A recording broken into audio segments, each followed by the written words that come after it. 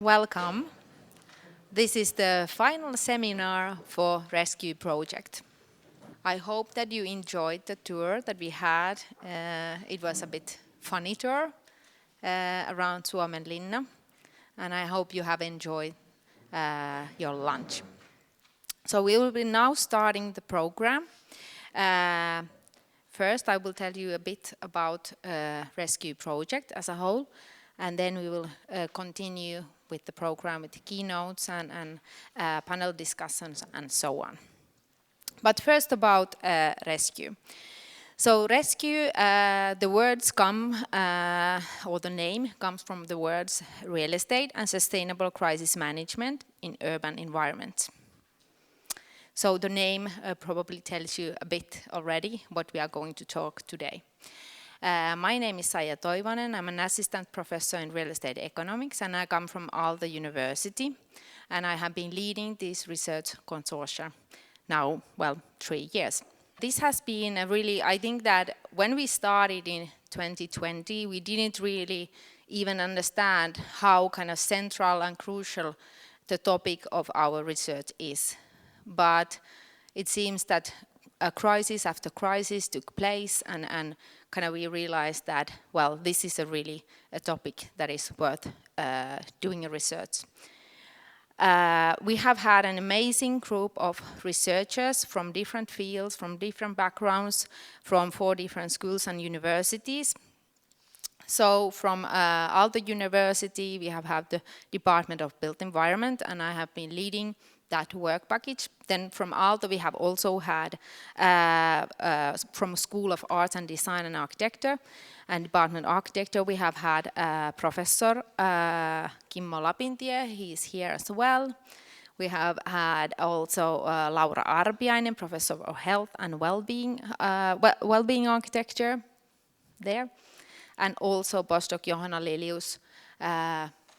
She says her greetings somewhere else. Then University of Turku, Finland's Futures Research Center, so Professor in Future Studies Markku Vilenius here, and Professor Emerita in Future Studies Sirkka Heinonen.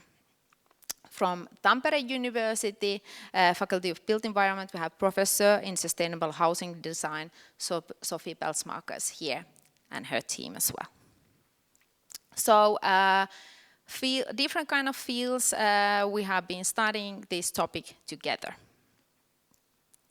And the aim of this research is to promote the dynamic resilience and crisis preparedness of societies by identifying, analyzing, and concretizing the role of real estate, space, and land use in both anticipated and unanticipated primary and secondary crisis situations. So what that means, we are not only looking that kind of crises that were familiar to us before, but we have kind of explored the possible futures, tried to imagine what kind of threats we might face in the future. And we have tried to learn before they take place how we should be prepared for those, how we can really kind of build resilience with real estate, space, and land use. And we hope that our results will benefit different kind of stakeholders, so households, ordinary space users, office workers, different real estate owners, whether they are professional real estate owners or ordinary households, different firms, and of course public sectors and so on. And the research project is kind of formed out of these 5 different work packages. So each work package is led by different partner university. So today you will practically hear results from these different work packages. But I will shortly introduce kind of what is the skeleton maybe of the project as such. So in the first work package, we have identified different kind of future crises and then kind of analyzed what are the different impacts related to built environment and society. Then it's a very core topic in this research project to look social sustainability issues and well-being as well. So we have dedicated one separate work package for that as well. Then these work packages 3 and 4 are really focusing on practical issues as well, looking at land use planning and spatial practices, how to build resilience with those, and then work package for spatial and building scale. So you will hear also this type of practical solutions. Then the last work package is about future policies, regulation and management practices and communication, of course. And during our joint journey, many things has happened. We have had a lot of work, I have to say, but we have also received a lot of findings and deliverables. So to maybe summarize them a bit here. So there have been over 70 workshops and interviews, and approximately 250 participants have taken place. So that's a quite huge number of people that we have been involved with. Then, of course, because they are universities, we are writing these scientific journal papers. So there have been over 20 peer-reviewed articles, and I think that still there will be many more. They are under review processes and so on. There have been dozens of other journal papers, edited spatial journal issues, also book chapters and reports. We are also writing our own book that will be published next spring. So stay tuned for that as well. Then we have been hosting or presenting at over 60 international conferences, seminars and events. So this knowledge that we have kind of gathered and created is not only delivered inside Finland, but also outside. Then we have conducted 6 research exchanges, so researchers going to different countries. Then we have given interviews, held public events, and also participated in social media communications. So quite many things. And even though this is a research project, I think that we have been really involved with and engaged with different kind of stakeholders. Of course, people from the public sector, especially people creating our built environment, but also real estate business professionals, designers, architects, but also ordinary dwellers. And then because we have this future-oriented perspective in our project, of course, futurists have been included. And then people who are taking care of these preparedness and resilience issues, so they have been involved as well, and of course, non-profit actors. So I think a wide variety of different participants. And here is still some photos of the different things that we have done. For example, the right-hand down corner you can see we had an exhibition there at the Housing Fair Finland, Lovisa, last summer. Sirkka is there doing something. Then there is a picture of a research exchange to Milan, Italy. We have actually Professor Chiara Tagliaro here today with us, so she was hosting us there. Then there are different kind of workshops that have been very interesting, and also our own consortium meetings, of course. Then one special event was when we were at Heureka Science Center 2022. There was an exhibition facing disasters. And you may know of Heureka, it's a kind of a science center for kids and families. So we really needed to think how to communicate our results with this kind of a bit scary topic maybe to kids. But at the end, I think it was really a success. But now I think that we are ready to continue our program. Here are our LinkedIn and our social media accounts. So if you want to follow us even after the final seminar, so please do so. We are now video recording this whole event, so that will be also shared via our webpage. So there you can find it also later if you want to check something. But yes, maybe we can now go back to the program. I'm very happy to see that you are all here, even though this is a bit maybe unusual place to have a conference or seminar. But I think that this is also a good place because this really kind of has the atmosphere of resilience as such. So that way I hope that you will have a memorable day today. But now, I think that about the practicalities, we will have the keynote presentations, and then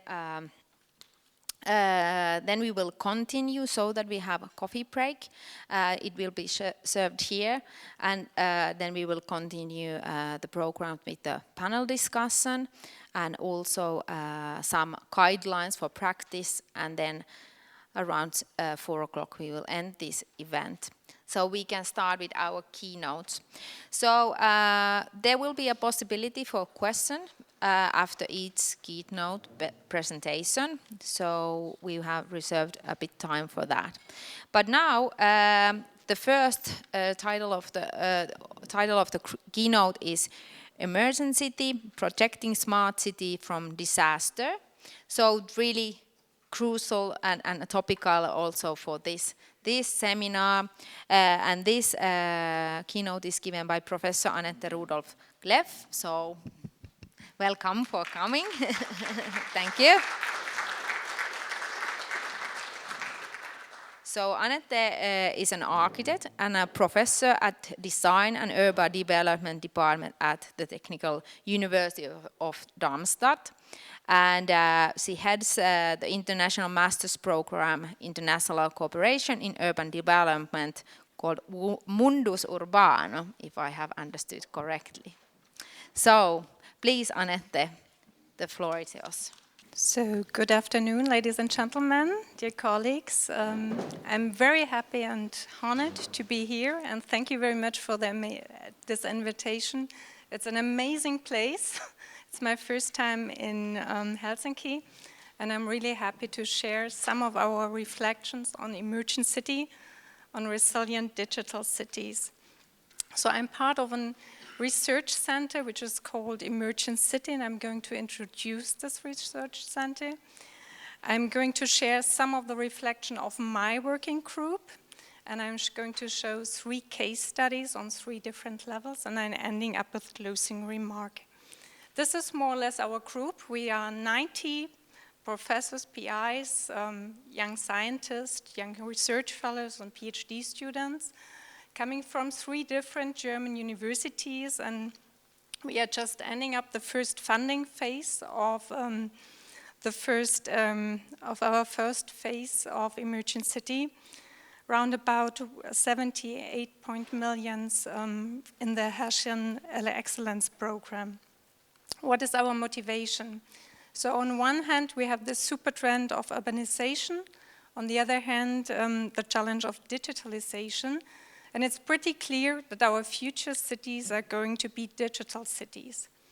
But ICT, informations and communication technologies, are connecting all critical infrastructures, and they are themselves a critical infrastructure. So how can we prove our cities to be more sustainable in the future if they are digitalized cities? So if you look back, it's a kind of idea of assisted systems. So former cars, pretty dangerous. Today's cars, they have quite a lot of assisting systems. What could be assisting systems for cities? And so our objectives are improving the resilience of cities for ICT and through ICT, a better quality of information and communication in cases of crisis, the involvement of the whole city society in its participation, resilience by cyber-physical systems, and also by complementary resources. We are organized as interdisciplinary groups in different sections or research areas. So in orange, this is city and society. In red, it's information, in blue, it's communication, and in light blue, cyber-physical systems. And we all work together through joint missions, so-called missions or labs, the emergenCITY labs. And our first scenario has been 5 days of blackout. So far in Germany, you have around about 12 minutes of blackout per resident per year. That's not very much. But with increasing heat stress or with the complexity of our energy systems, it's pretty likely that we are going to face blackouts in the future. So this has been our first scenario. We have different labs. Each PI has a lab. We have a joint lab at the city center of Darmstadt with a map of the whole city. We have a small lab, I'm going to introduce this later on, a big new build lab, and we are also doing real-life labs. So this is, these labs, they serve us for our daily work, but at the same time, they are also the places of transfer, of dissemination of our results. And we are doing real labs. This has been an exercise with 125 people who took part in this exercise just to learn more about people behavior in cases of crisis. So I'm part of the group City and Society, and I'm heading the group SG3, Social and Spatial Inequality in the digital cities. And these are more or less 2 research questions, leading research questions in the first funding phase. How can we develop robust infrastructure in the digital city for the existing spatial and social diversity in urban space?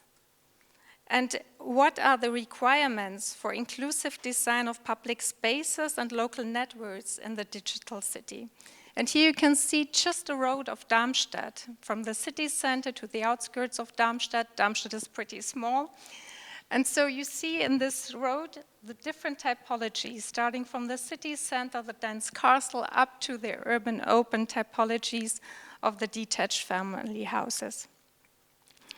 We are interested in the consideration of concepts and processes in the urban space, and we try to analyze dependencies and target conflicts. For sure, our goal is, like everybody, inclusive, safe, resilient, and sustainable urban design, and scenarios for a livable city.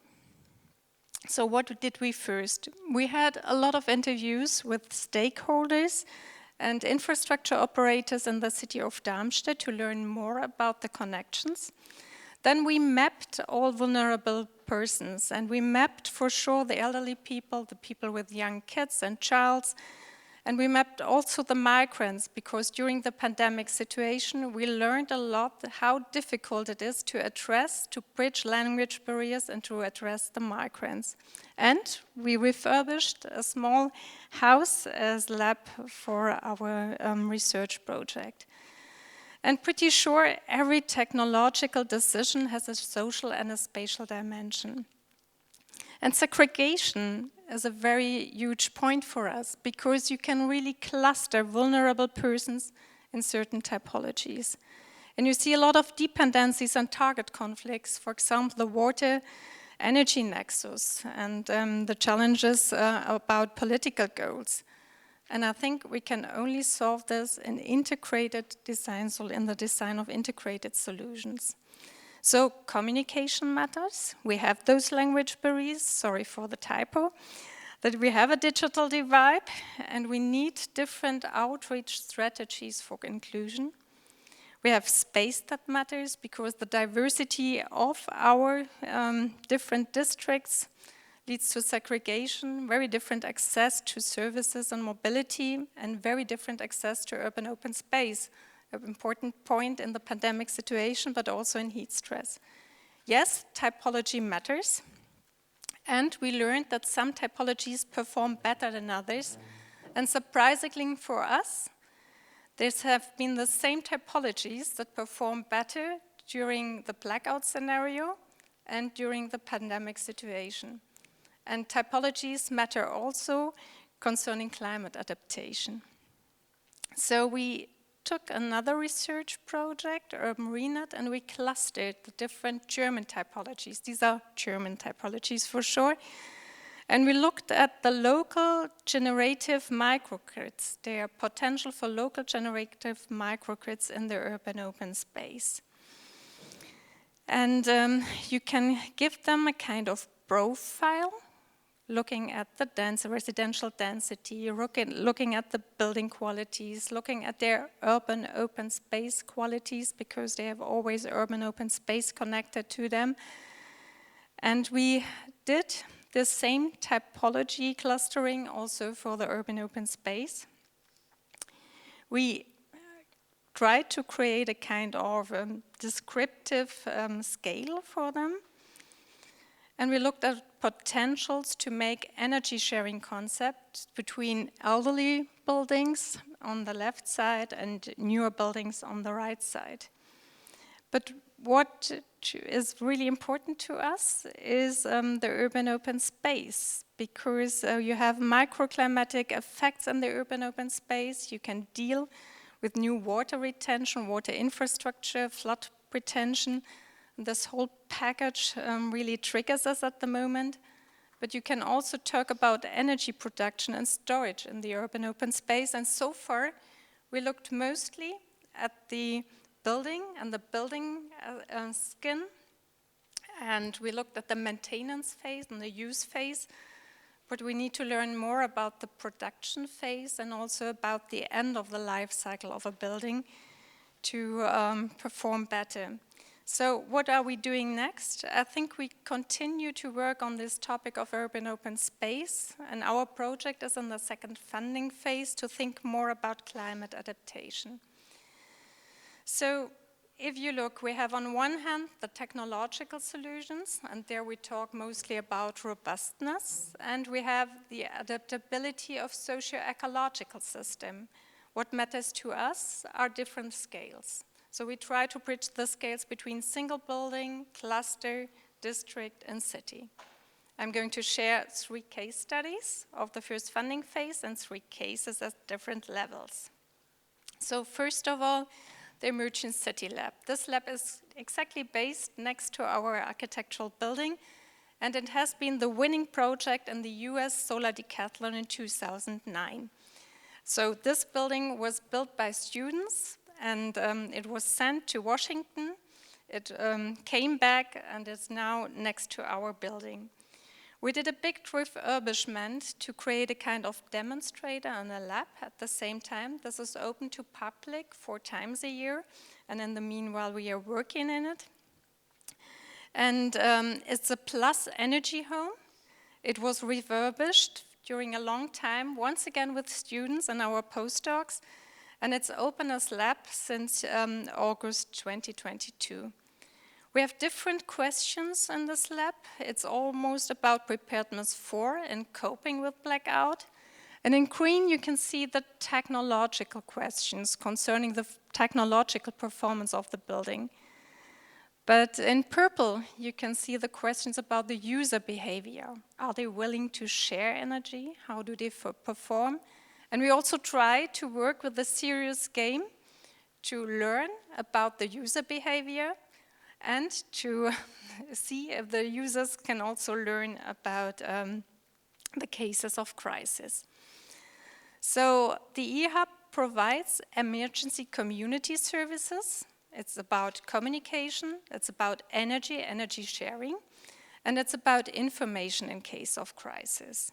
Here you can see our team of postdocs and young researchers, and they come from different disciplines: an architect, a civil engineer, an informatician, and a mechanical engineer. And they're working closely together in this lab to work on different scenarios and create different ideas. And for sure, we try also with those drones, if we can charge them, if they can collect us specific information in the case of crisis, and how we can provide at this point shared energy for the residents of their area. So perhaps by different eHubs all over the context of Darmstadt. And so there's at the moment this vision of having a fallback infrastructure with this plus energy homes, multiple eHub building that can establish and maintain a network of emergency infrastructure. And at the same time, we created a small serious game. You need to imagine you are in this house and you need to bridge a blackout for 5 days, and you need to choose yourself if you take a shower, if you want a warm meal, or if you share the energy with your neighbor. And you have this small emoji in the corner, and this one is hungry. He gets stinky, he has some problems, so we want to learn more about the behavior. Another project, this one is in Mannheim, and it's actually under construction. This is about this water energy nexus. And we really faced a lot of storm waters in the last days, flood events, and so our idea was water is one of our critical resources and it's directly connected to ICT. You have a nexus between energy and water. And we tried to offer in this newly built residential area with the 80 apartments, 40% social housing, a different system. So you have a parking area, and on the top of this parking area we created different water pools. They are nature-based, and we collect on one hand grey water with advanced reclamation technology. We pump this water and store it not in a kind of cistern. We store this water in a kind of open basin. At the same time, we collect also stormwater, and we collect this stormwater in different basins. All of them are nature-based, and the water is reused as service water for toilet flushing in the housing units, but it's also used for the greeneries and irrigation for the horticulture. So on one hand, you see now heat stress. You have only few water flows from the grey water, from that reclaimed grey water. Then you see the normal version. And you can also see now the stormwater version if the pools are full. The water stays around about 4 days in the system, and then it goes back as service water or irrigation water. Why doing this? If you look at this graph, you can see in Germany we use round about 3 liters of fresh water, drinking water quality per day for drinking and food. And the black one is all the water we use for toilet flushing. And we really think that's not the time anymore to use fresh drinking water qualities for irrigation, horticulture, and for toilet water. So the savings of this water treatment or this water management is really high, and it can be around about 42%. It's actually under construction. We did a kind of simulation, what's the impact on the water cycle in Darmstadt? And you can see the amount of water that could be saved in our area is really a big one. Last case study, it's about the Litfaßsäule.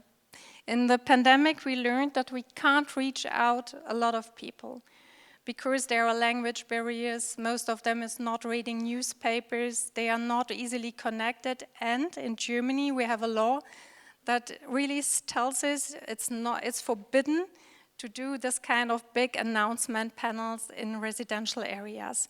But there is an old traditional infrastructure which was invented in 1854, and it's called Litfaßsäule. It's an advertise, it's a column for advertise posters.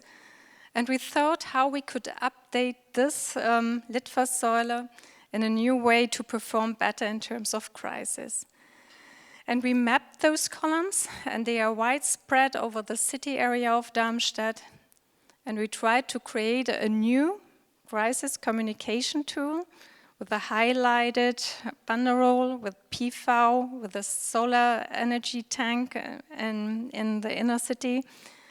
And this is already existing part of the urban landscape, and we just subscribed a contract with Stir to install, to create this kind of communication tools, this kind of new Litfaßsäulen in Darmstadt, and they are going to install them.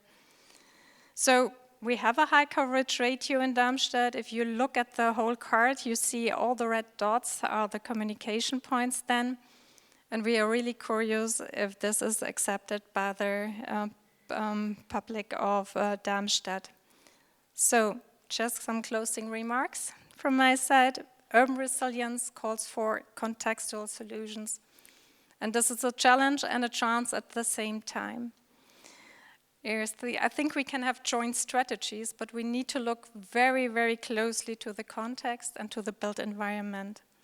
The measures must correspond to the scale. We need to build on existing infrastructures because we don't have the money and we don't have the resources to create new ones. And there is a need for the design of integration, adaptability, robustness, inclusion, acceptance, and participation. So thank you very much for your patience and attendance, and I'm open for questions.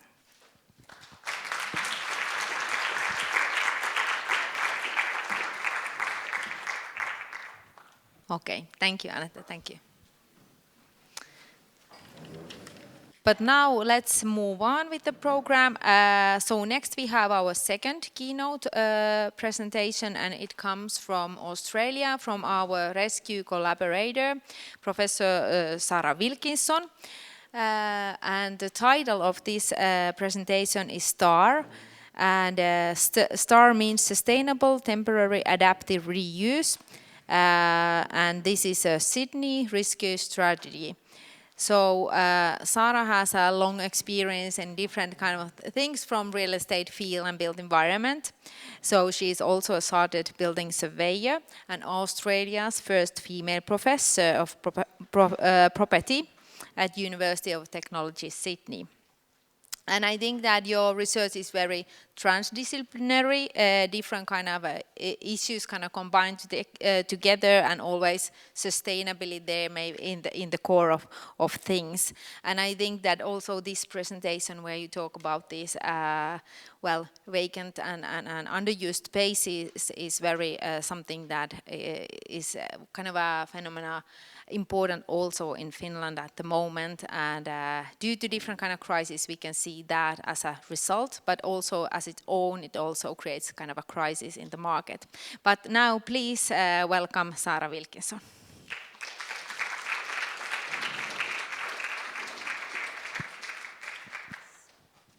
Thank you very much for your welcome this afternoon. Now, in contrast to the first presentation, I have no images whatsoever on my slides, so that will be an interesting change, I think. So, as Saija said, I'm going to talk about the STAR Toolkit project, but I'm also going to take us on a little bit of a journey from 35 years and 5 months ago, when I first came across green buildings, and finish off with rescue.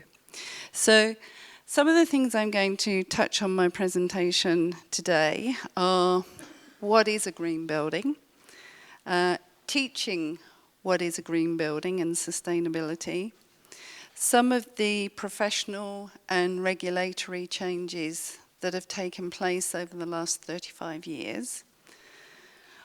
Also some of the projects that I've done that have looked at whether voluntary or mandatory approaches bring the best results. Looking at some current projects related to climate disasters with fire and flood, which again have some overlaps with the rescue project. And then talking about the STAR Toolkit project. And then finishing off with some thoughts about low-tech versus high-tech approaches. So, and of course, the rescue that we all need. So, 35 years and 5 months ago, I'm 7 months pregnant, and I got stuck in a roof in Wales, and it was all pre-mobile phones, and I was the only female building surveyor they had in my practice. And when I finally got out of the building, because I had to, and it was a 19th century apartment above a shop in Wales, and it was July. I was wearing a white dress, and by the time I got out of that century-old roof space. I was absolutely covered in dirt. Walked down the high street and everyone looking at me as if to say, where have you been? And I'm thinking, I got out, I escaped. And when I went into work the next day, they said, okay, you can't go out doing surveys anymore. We want you to do some research for our client BP. So British Petroleum had just spilt millions of gallons of oil into Prince William Sound, which was a pristine natural environment in Canada. And they were having a lot of bad publicity.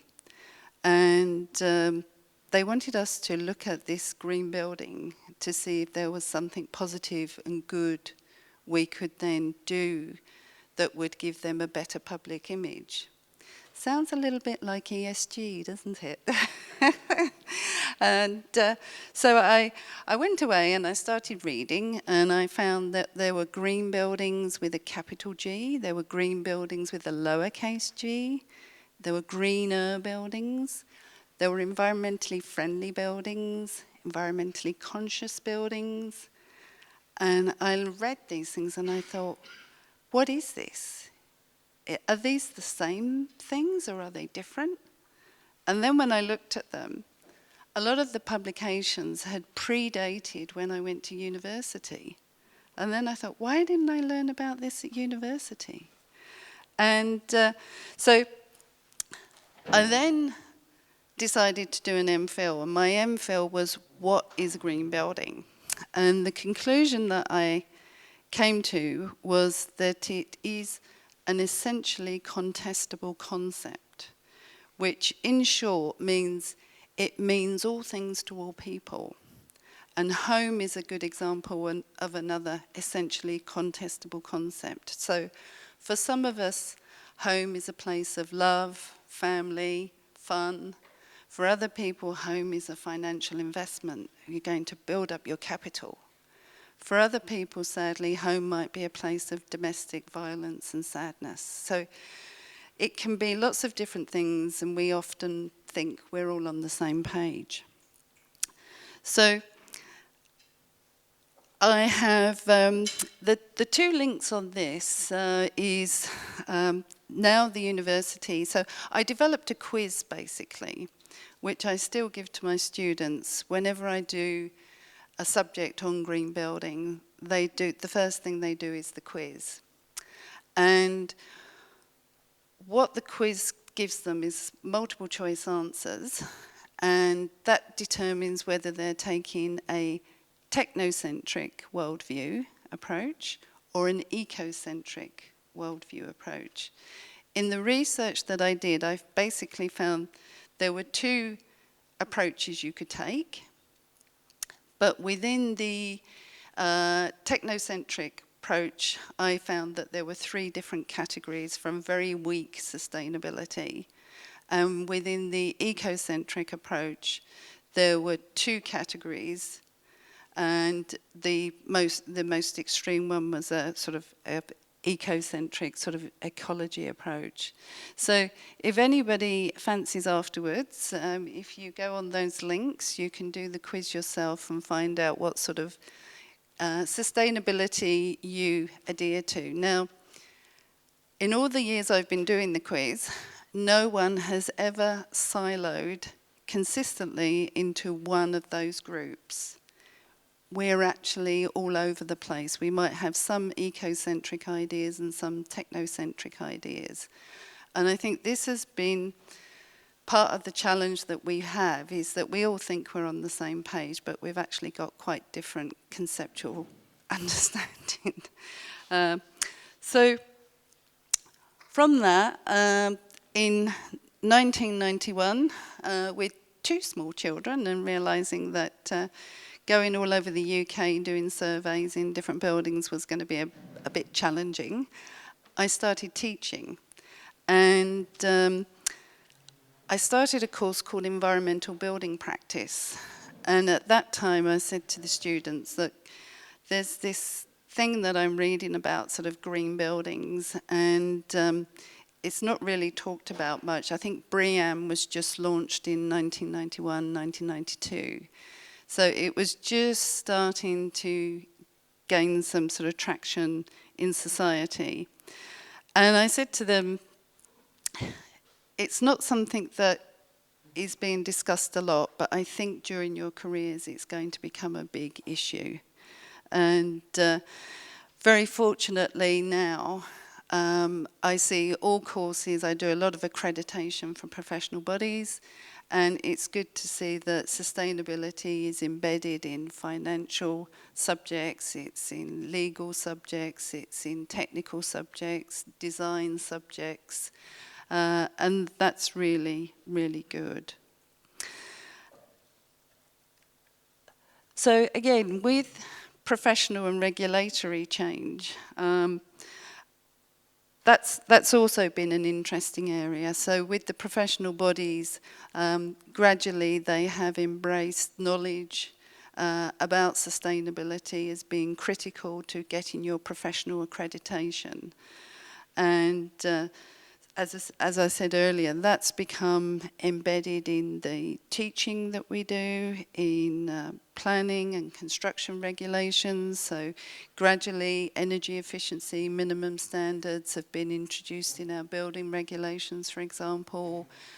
In some countries, water efficiency minimum standards has been introduced. Now, typically, we only add about 1% to the total stock of buildings each year. And even in a flat-out boom, we might get to sort of 1.5%, possibly 2%. So it's really the existing buildings that we need to upgrade and improve to deliver sustainability. And I've been very fortunate over the years to work with Hilda Rimoy at TU Delft. We've done a number of projects and written some books. And Anahita, and being associated with the rescue team has been a privilege. And as I say, our professional bodies have come on board with this now. And it's really good that new entrants to the profession are getting these minimum standards, and we're building capacity so that they can make the change that we need. Now, one of the other areas that I've looked at over the years is, well, is the carrot or the stick? So is the voluntary approach where we let the market decide how much sustainability we find acceptable the right way to go? Or do we mandate, do we make it, no, these are the rules and these are the standards and you have to obey them?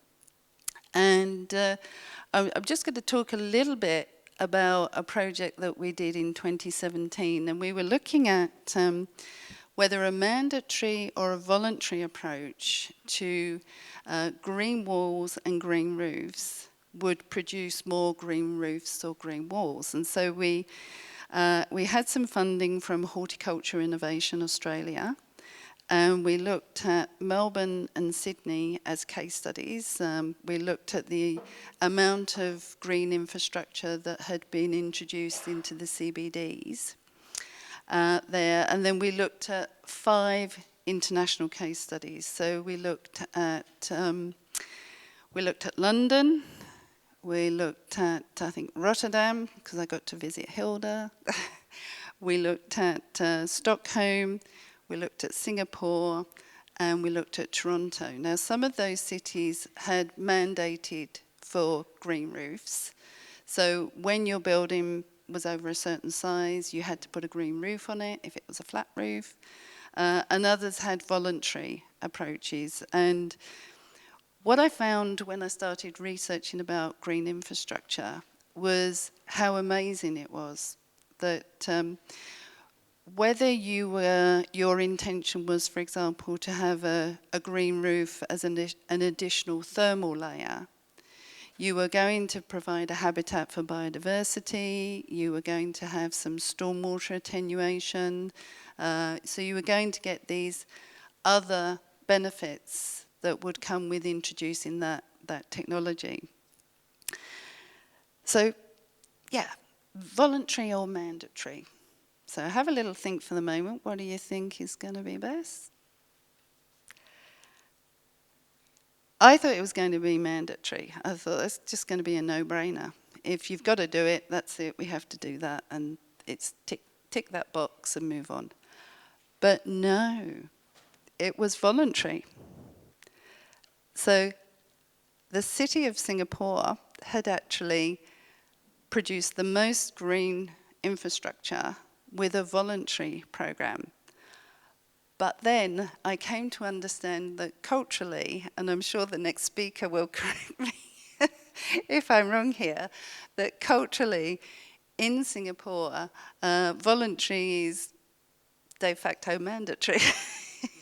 It's like, would you like to do that? Yes, I'd like to do that. So interesting learnings there. And a couple of projects that we've got on at the moment. So, and this is interesting, again, this change in focus that has taken place over these 35 years. Climate disaster. You know, people are not afraid to use the word disaster anymore. And we are confronting that in many places, fire and flood are really challenging some existing communities, and it may be that with the changing climate and all the modelling and knowledge we've accumulated over the 35 years, some of the areas that we've chosen to live in, you know, may be challenging in the future. And as I speak, we've got bushfire going in Australia at the moment because it is the summer there. We are finalising, as I speak, a project that came out of the last severe summer of bushfires in 2020, the Black Summer bushfire period. And our project is the Climate Resilient Housing Toolkit. So it's a bushfire resilience toolkit for older Australians. So this was quite interesting because we were looking at a particular group who have vulnerability. They may have physical vulnerability, they may have mental vulnerability, they may have economic constraints. So they may be asset rich, but cash poor. If they've retired from the workforce, they may be surviving on a pension and not particularly able to spend lots of money retrofitting expensive features. So this project, as I say, is coming to a conclusion, and we've got some decision-making tools and taking into account the priorities that individual homeowners might make, and very much like the rescue project, we've engaged in sort of workshops to socialise and participate directly with the respondents. The next project, the next area of disaster is floods, and so we're working with the Indonesian government who have taken the decision to relocate their capital city of Jakarta. Basically, and very briefly, because of the water management systems that they designed and installed, they're actually taking moisture out of the ground level, which is then compacting, and the buildings are sinking. And you've got a combination of extremely high-rise, high-density buildings and then very informal settlements around them. And so that's a very interesting project as well, and obviously has sort of cultural differences to work with. And I'm very fortunate there. The lead team are QUT, and Connie Susilawati is an Indonesian lady who has great connections and understands the culture there. So again, that's another project. And then the STAR Toolkit project. So This project, again, came out of a lot of the work I'd done over the years with Hilda, looking at sustainable retrofits and sustainable adaptive reuse. And actually, Jill Armstrong, who is one of the project team leaders, I examined her PhD, which was on temporary adaptive reuse in Adelaide. Adelaide CBD in South Australia has had a long period of lack of occupancy and vacancy. And as COVID happened, we started to see the sort of working from home model really kick into action, and we were looking at submitting a project proposal, and we were going to initially call it the TAR Toolkit project, the Temporary Adaptive Reuse Toolkit project. And I said to Jill, well, if we made it sustainable, it would be a star. Much more appealing. So we did that. And it's a 3-year knowledge exchange grant with the City of Sydney as our funders. And so we have a couple of workshops each year. And our first year, our first workshop was, what is STAR? What's temporary adaptive reuse? Now, what we'd found was leases are about 2 to 3 years now, commercial leases in the Sydney CBD. They'd come down from 5 years. So that makes a lot of owners very vulnerable to vacancy in a very short period of time. When I started working, leases were 25-year lease was the standard in London. I actually came across 99-year leases when I was doing sort of technical due diligence in London. So these are leases, handwritten leases, in the 19th century.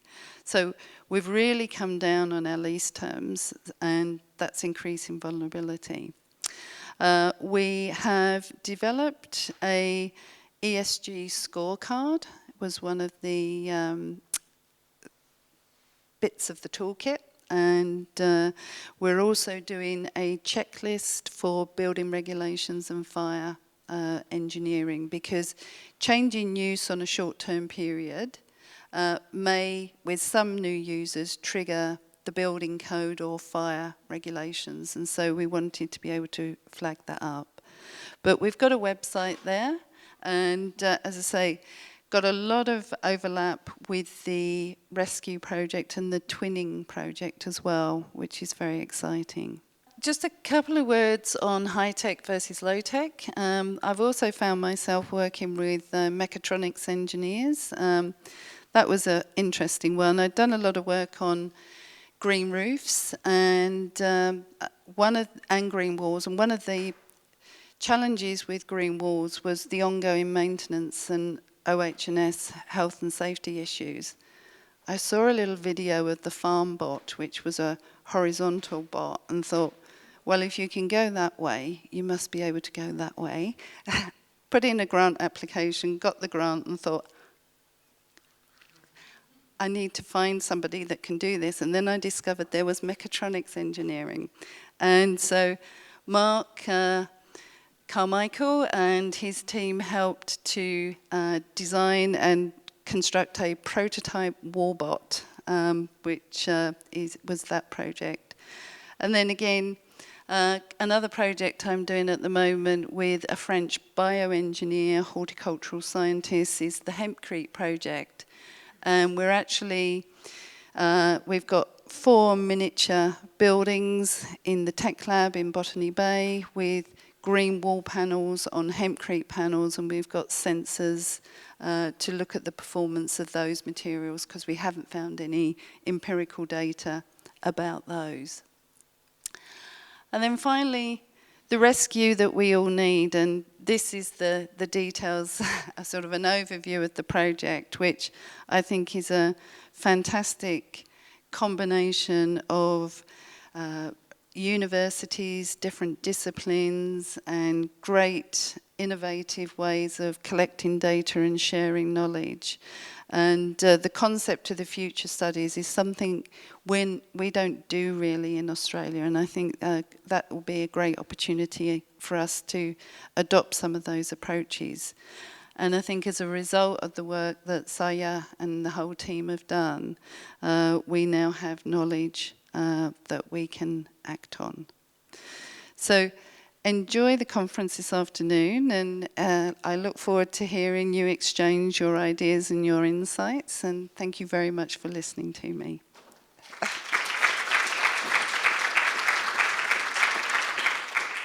So I think it was really a good point that Sara made, that similar, related to sustainability, it's not only about the new construction, but the existing building stock. So also the same thing with resilience. We are experiencing the future crisis in the stock that we have at the moment, mostly.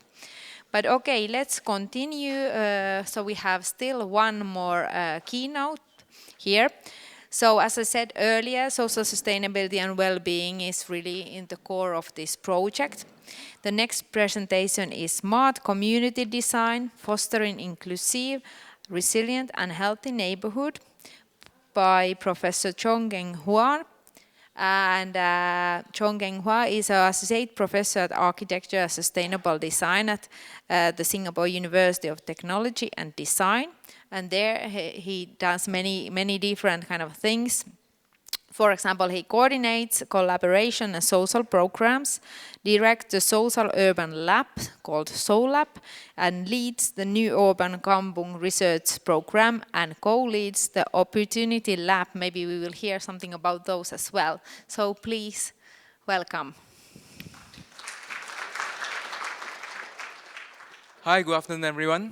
My name is Keng. Just to clarify, my family name is Chong. So in Chinese, we usually put our family name first because family comes first. So followed by our first name. So just to clarify that. So my name is Keng. Thanks for your introduction.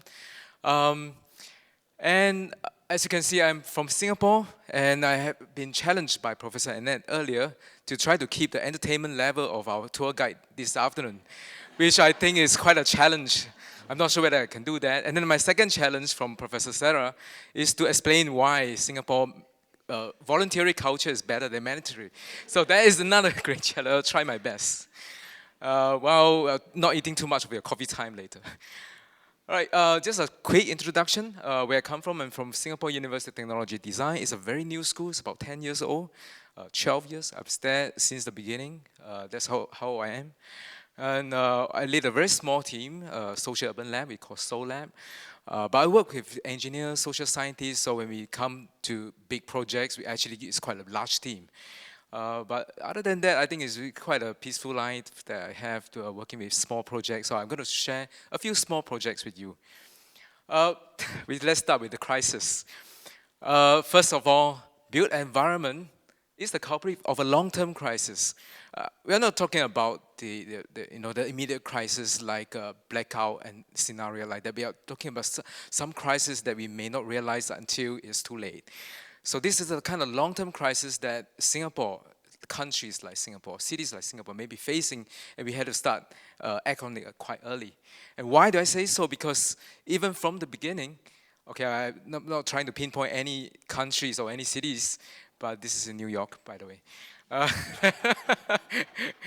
And this is the kind of environment people are living about 100 years ago. And what happened in US is, in many parts of the world, that is leading into this kind of suburbanization, this kind of car-driven society, which is pretty much many of the cities are facing right now as well.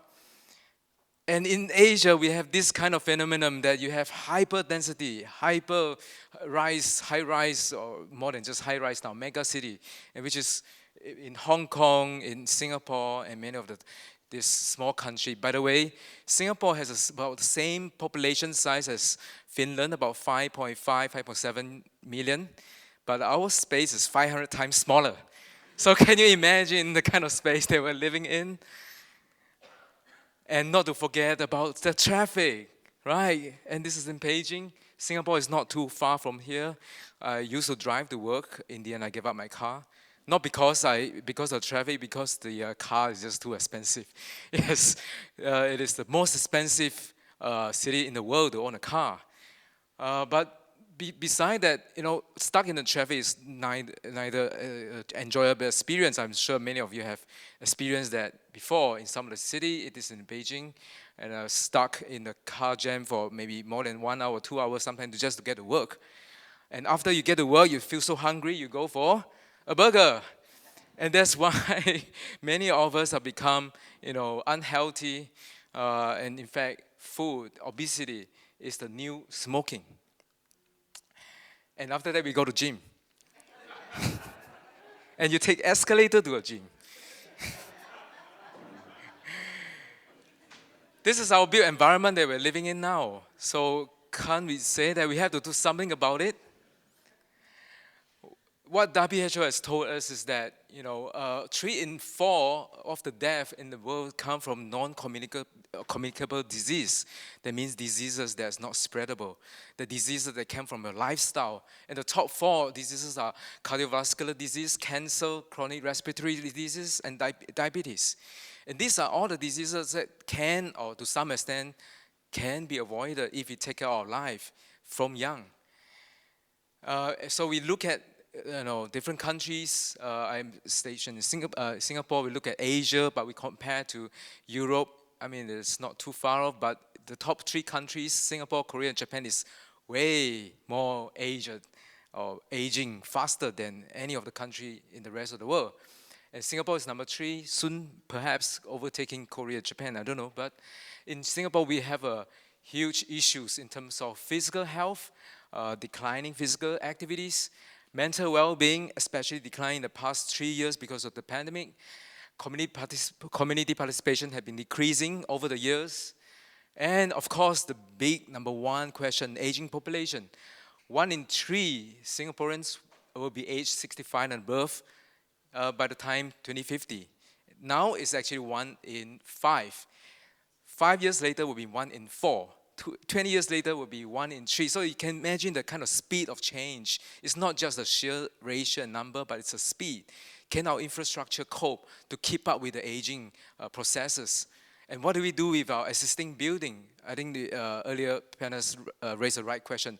It's not about building new building to cope with the new challenges. It's actually what do we do with the existing infrastructure that become the real question. So can our built environment be the cure rather than be the culprit? There has been a lot of ideas. Transit-oriented development is one of them, TOD. There's new idea of 15-minute city from Paris, and then that really get all of us to really imagine how our city will look like in future. In fact, some of us even talk about 1-minute city. I don't know how, whether it's possible or even doable. But in Singapore, we have many master plans. And that's why you see, it may not be mandatory, but there's so much influence that it becomes second nature that you just have to follow, right? And this may be the answer to the question earlier, why voluntary is maybe sometimes stronger, because if you look at all these posters, this is trying to tell you how to take a bus or how to take a train, that you are polite to each other, everyone wins, and move, keep moving. Move to the back, give out your seats, and things like that. There's all kinds of social engineering that's taking place that it is voluntary, but you gotta do it. But there are amazing places that are designed by our architects and planners. I used to live nearby here. This is my block.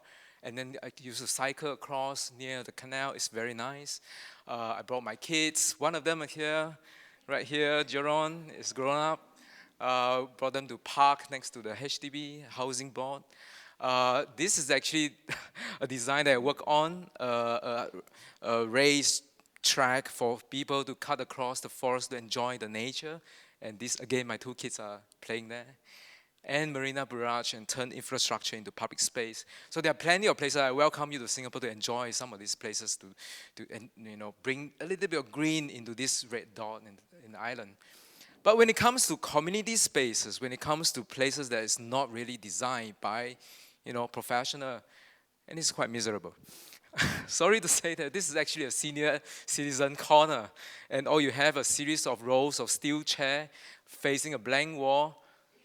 You wonder what is inside the shuttle. Actually, let me tell you, it's actually a TV, but it was never opened because the person holding the key is just too troublesome to open every day, so he just left it there. So this is the state that we are in, and they are questioning, my students are questioning, what can we do about this so that we can have an enjoyable, life for our seniors, and when we get old too. And where are our seniors? They build their own space. Look at that. It's actually a sheltered linkway. It's a walkway. They put their own solar panel so they can charge their phone, and their own kind of chairs, turn it into a comfortable space for their own kind of neighbors. Can we learn something from there? So I start to look at small spaces, small urban spaces. How can we transform them for our community together with our community? And what can we learn from data and science? Because we have lots of data nowadays. How is data useful for such small project? Are we still based on our designer's intuition?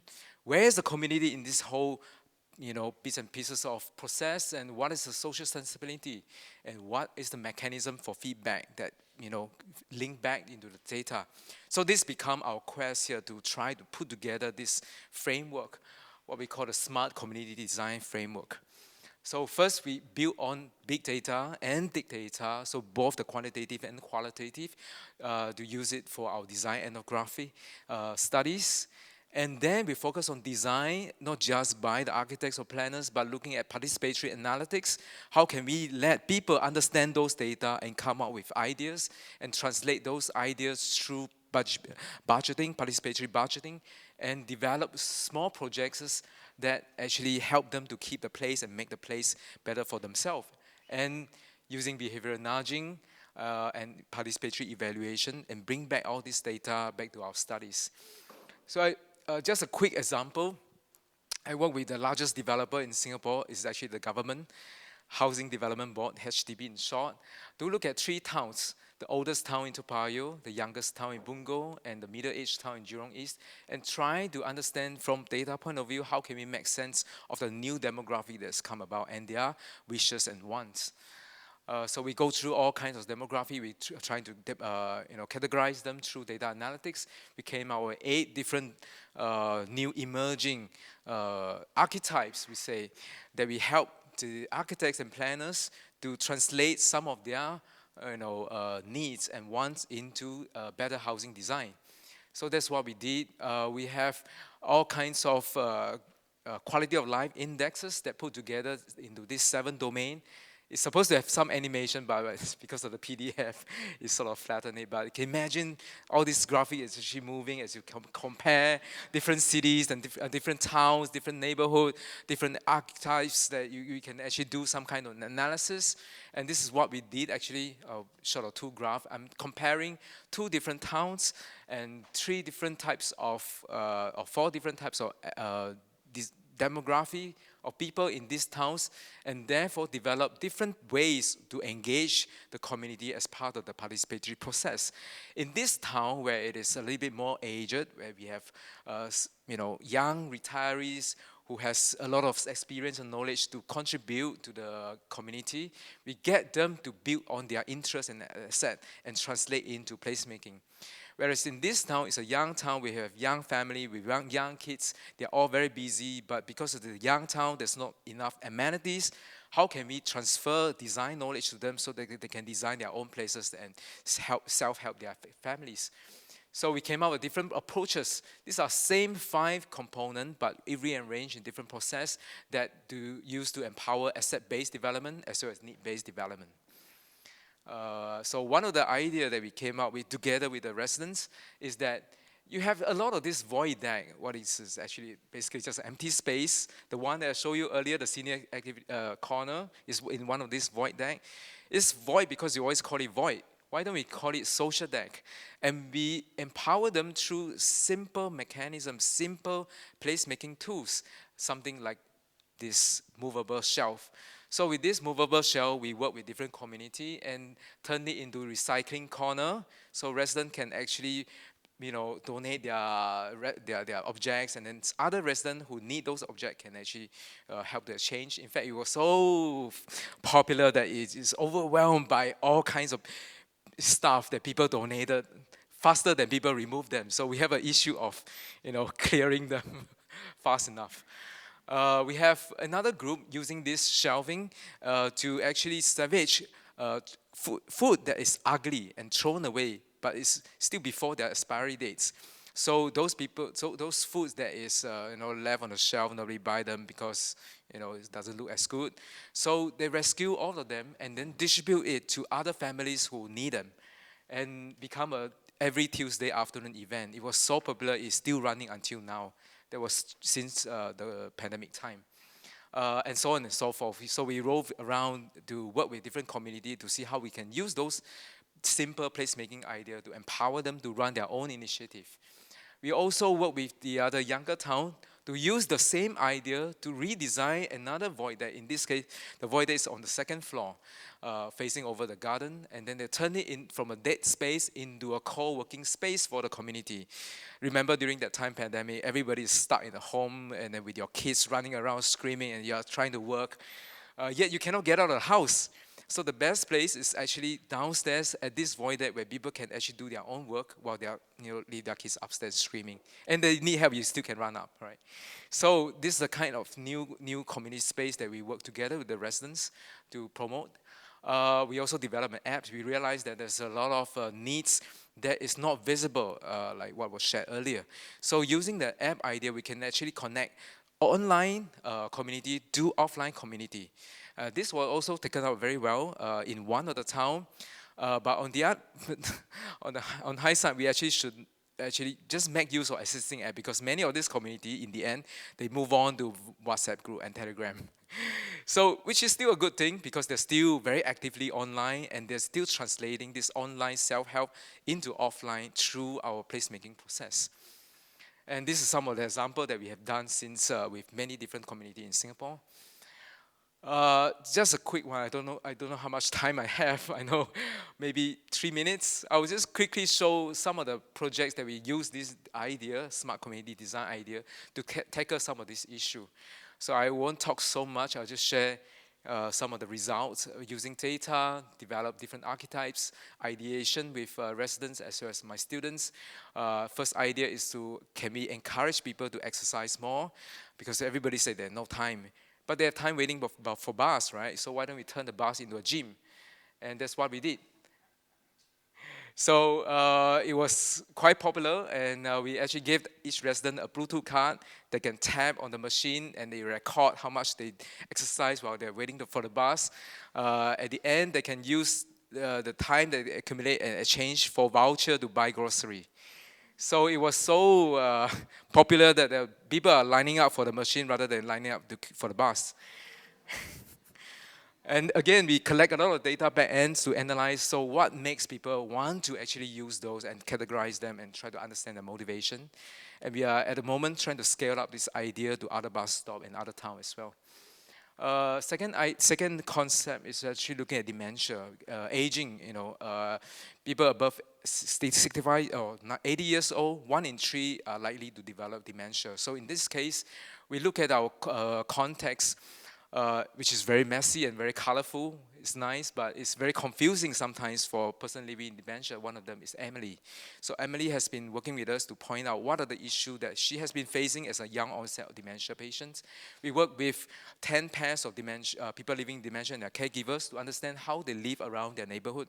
How do we empower them to come out of the house? Because it's very easy just to stay inside. In fact, one of them actually never stepped out of the house for half a year, which is very unhealthy because it makes the condition worse. And we summarize all these findings into 10 different characteristics that we can build on. We work with community to work on the pilot test, on the prototype. And this is the prototype that we're working with. One of them is actually what we call the boy. So we came up with the idea of the boy and the lighthouse. The boy is the one that helped residents to navigate through this very colorful and complex environment in the high density environment. So it's a place where you can sit around either sitting facing outside or inside or wheelchair, and there is place signals where are you heading, something very simple. Go straight your home, behind is a market. And where you are right now, number of the block. And we try to develop different public space so that they can be more familiar where is the end of the corridor. And then this is a place that we call design together with the preschool, and we turn the tic-tac-toe game into a public space so that the seniors and juniors can come and play together. Another underutilized space that we converted into a dementia-friendly public space where they can do both simple arithmetic, exercise with the brain and also exercise with their physical body. So as you turn, how many number, you can walk how many steps. Hopefully we can use those gamified experience to draw the seniors out to play. And this is going to open next month by our Prime Minister. Yeah, this is how it looks like. We also develop a guide. Okay, again, this is voluntary. It is not going to be mandatory. It's for designers to learn, and hopefully they can apply it in other towns too. We work with residents to develop a community garden. This is what happened when when many of them just got their own community garden, right? And so we developed an idea that why don't we bring 4 different communities together, the private estate, the condominium residents, and the public housing resident. Usually they have their own garden, they never mix. Let's have an inclusive garden that is open to all. So we use all kind of data, we come out with a program, bring them together, and we co-design and actually build the garden together. Right, so we salvage all the leftover material from shipping company, and then even the mayor came down to help us to actually build this place. And it became a public space, open to anyone, so everyone can come down to water, but there's an issue of over-watering the plants. So in the end, again, they came out with a Telegram group. You have to sign up to water the plants. And it's still running until today. Every month, they will harvest. We have a huge harvest event, and they give out all the harvest goods, plants, vegetables to about 200 to 300 residents. So everybody get a bunch. Yeah, and we use that in a way to measure their mental well-being. So this has been improving over the years, the last 1-2 years, and apply in other settings as well.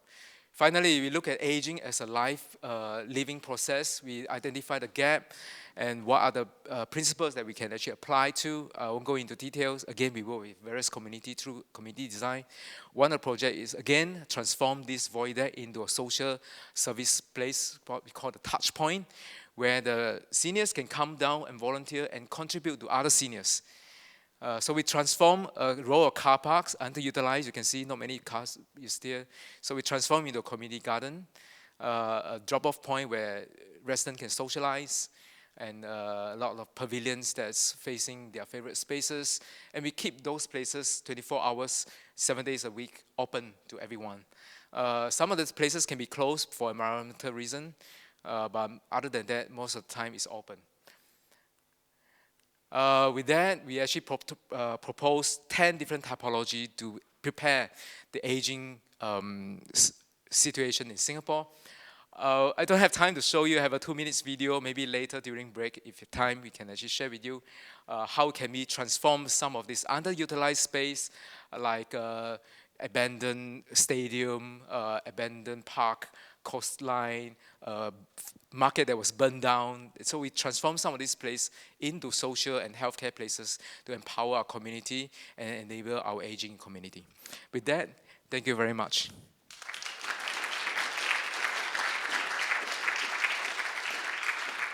I think there were many inspiring examples and kind of these different societal challenges. Maybe I could ask quickly that you compared Finland and Singapore, and in Finland there are a lot of space, but not that many people, and maybe other way around in Singapore.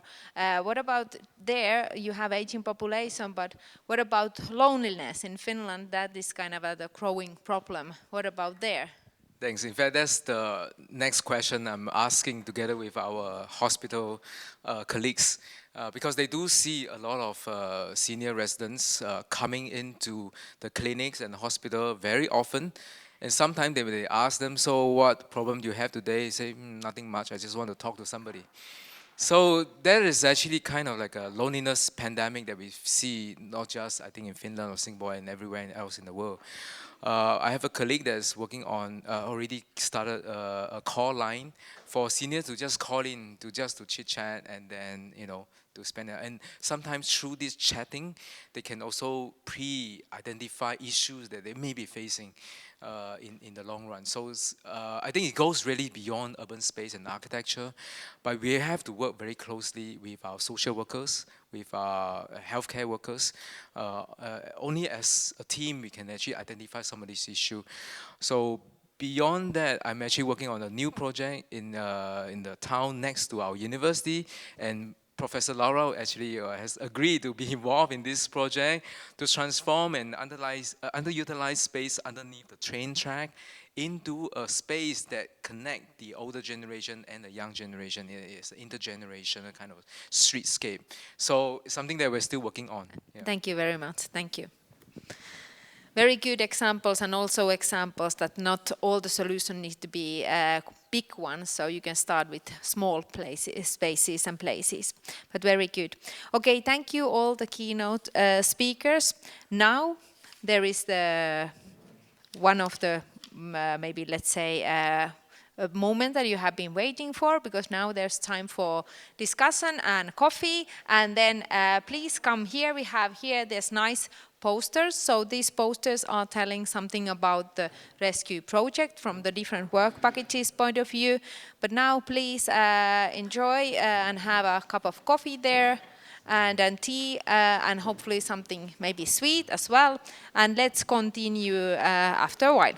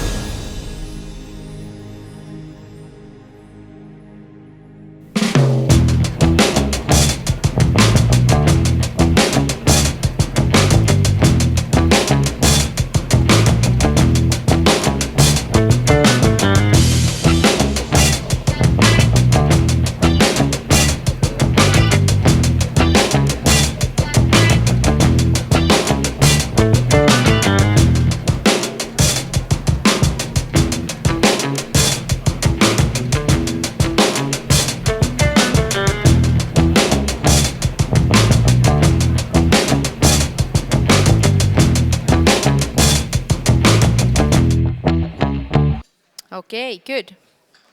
Are we more or less ready for the panel discussion? Or let's see what kind of debate we can create even. So basically we have here the researchers and professors from the project, and I will let you to introduce yourself. So this mic should be working. Hello all, my name is Katja Maununaho. I've been working as a researcher in this project, and I come from Tampere University, Asutut Sustainable Housing Research Group. Hello, I'm Laura Arpiainen, and I'm an architect, and I am the Professor of Health and Wellbeing Architecture at Aalto University. Thanks. Good afternoon, everybody. My name is Sirkka Heinonen. I'm Professor Emerita in Future Studies at Finland Future Research Center and Director of our Helsinki office, and in this rescue project representing Future Studies. Thank you. We're all worried this mic is going to fall apart again, so I can notice if we're holding this in a funny way. So hi, good afternoon, everyone. My name is Sophie Pelsmakers, and I'm Professor of Sustainable Housing Design at Tampere University and co-chair of the Asutut Research Group and Work Package 4 lead of Rescue Project. So during the rescue project, we found out that there are not only few crises, but actually many crises, actually 153 to be precise, different kind of future crises, possible crises. And we also found out that they can have direct and indirect impacts in the built environment, the real estate. But then I'm just wondering, what do you think, what are the crises and crisis impacts that we are prepared for, and what are kind of the things that we should focus more in the future? So maybe Sophie, you start having the mic. Yeah, exactly.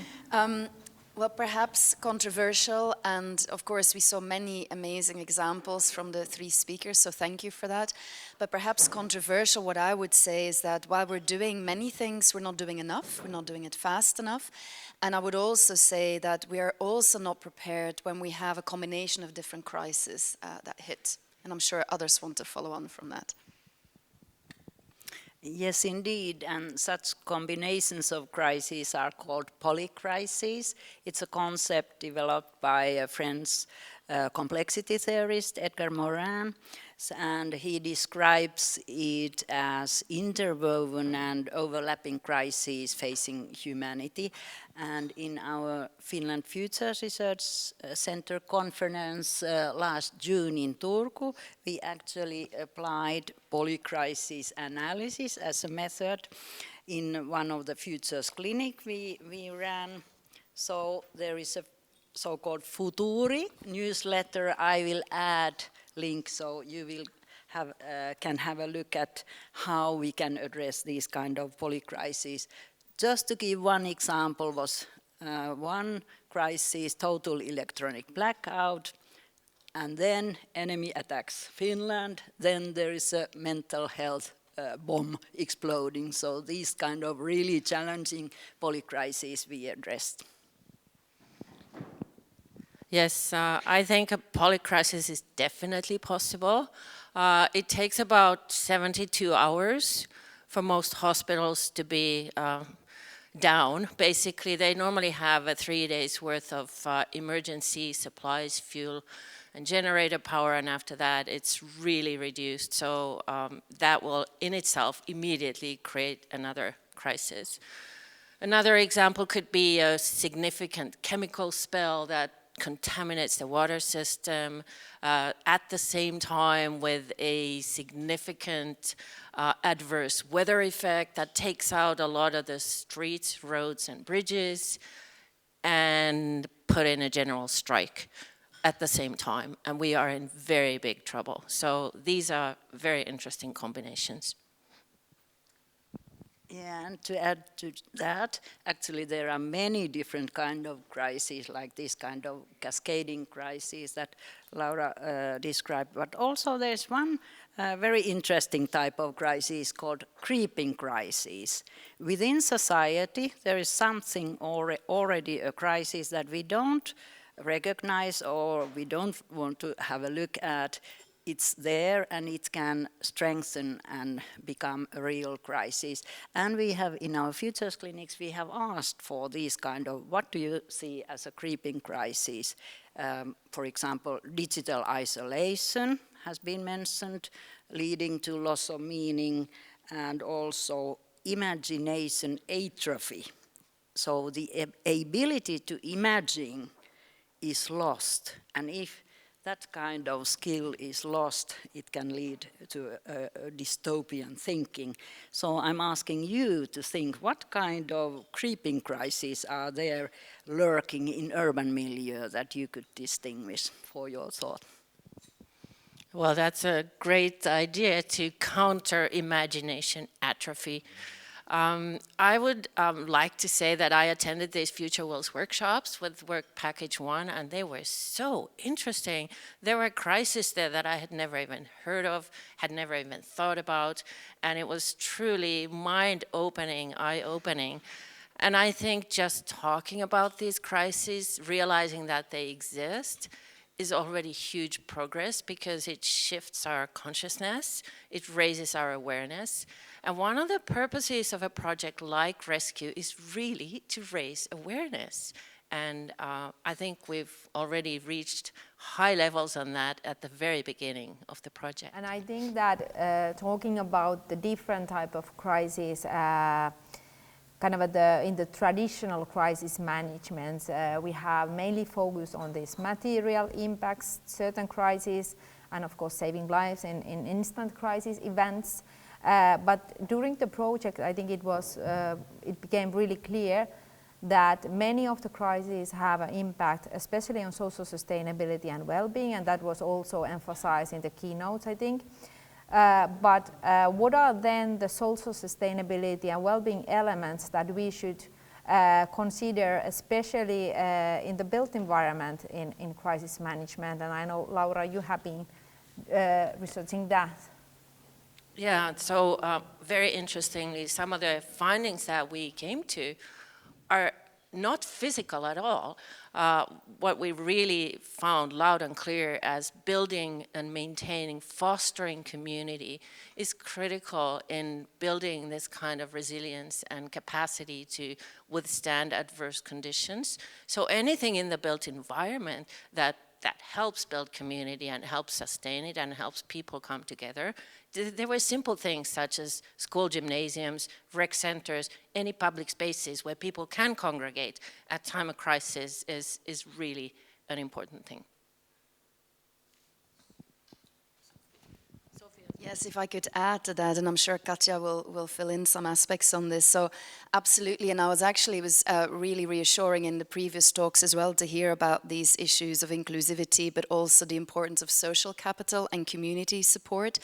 And that's a key thing that we found, I think, across the work packages in our research, that it can really help individuals and communities recover from crisis, not just in the short-term, immediate aftermath of it or during, but also for months and years after as well. And we know that social infrastructure can support the building of social capital in communities. But then, of course, what's really important is that is also then inclusive and equitable, especially because we know, so that it doesn't exclude vulnerable members because of society, because we know that actually they tend to suffer the most and the worst effects from different crises. And I think, Katja, you might want to follow on from that.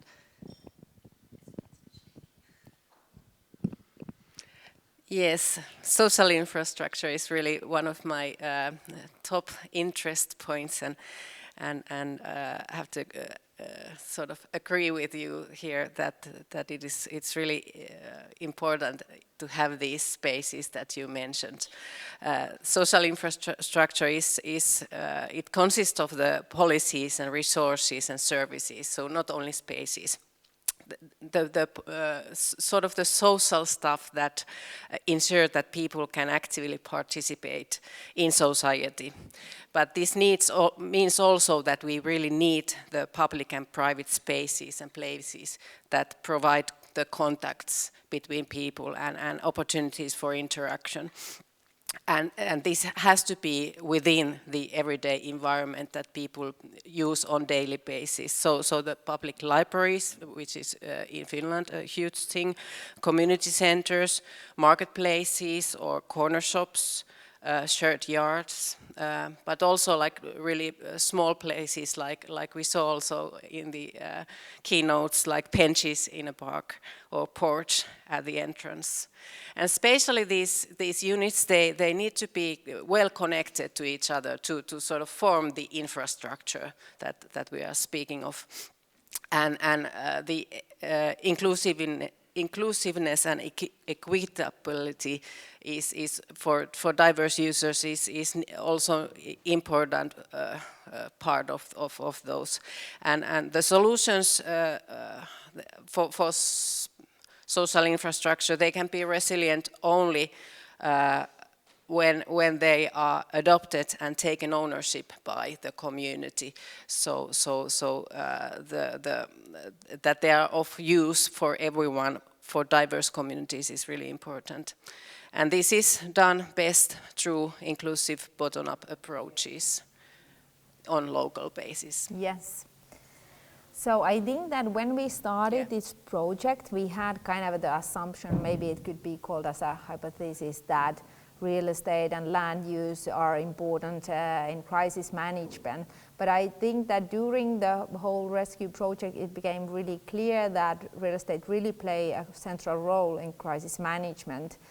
They are impacted in many different ways, but on the other hand, they can also cause crisis, so they can lead into secondary crisis and create inequality if their resilience fails. And now I'm wondering, you have been doing studies now many years, and we all, so could you describe what are the key solutions towards the more resilient built environment? What can we do? What should we do? Okay, Sophie. Sophie has instant solutions. I wish. But actually, and this is also some of the posters here as well, we found that there were 4 key infrastructures that are crucial. We just talked about the social infrastructure and also these inclusive and equitable infrastructures as well. And also what we heard earlier, Annette in particular also talked about these scales, that it has to be at different scales. We've been referring to it as a micro, meso and macro scale as well. A macro scale then includes, so mesoscale is a neighborhood, microscale is a building, the building block. Macro scale is in really the city, but also policy making as well. So not just only physical stuff or the physical space. So the other 2, when we have social infrastructure, equitable infrastructure, is about green and healthy infrastructures, which are discussed on here, because it not only tackles biodiversity crisis, but of course also climate change mitigation, so it can help with reduction of urban heat island effect, overheating of spaces, managing flood risk, reduces local air pollution, supports human well-being, and it really encourages social and physical activity as well.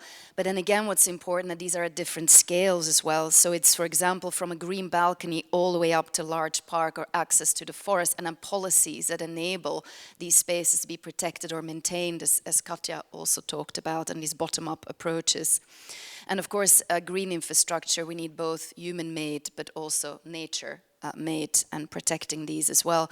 And in Finland, I don't know what it's like in other countries, I've just returned from Antwerp, and there's similar issues there as well. But greening our cities is actually really urgent. It's a fairly easy thing to do. But what's happening in a lot of European countries, we are cutting the forest down to expand cities, and we're also cutting building on green spaces and forests, and we actually need the opposite of that.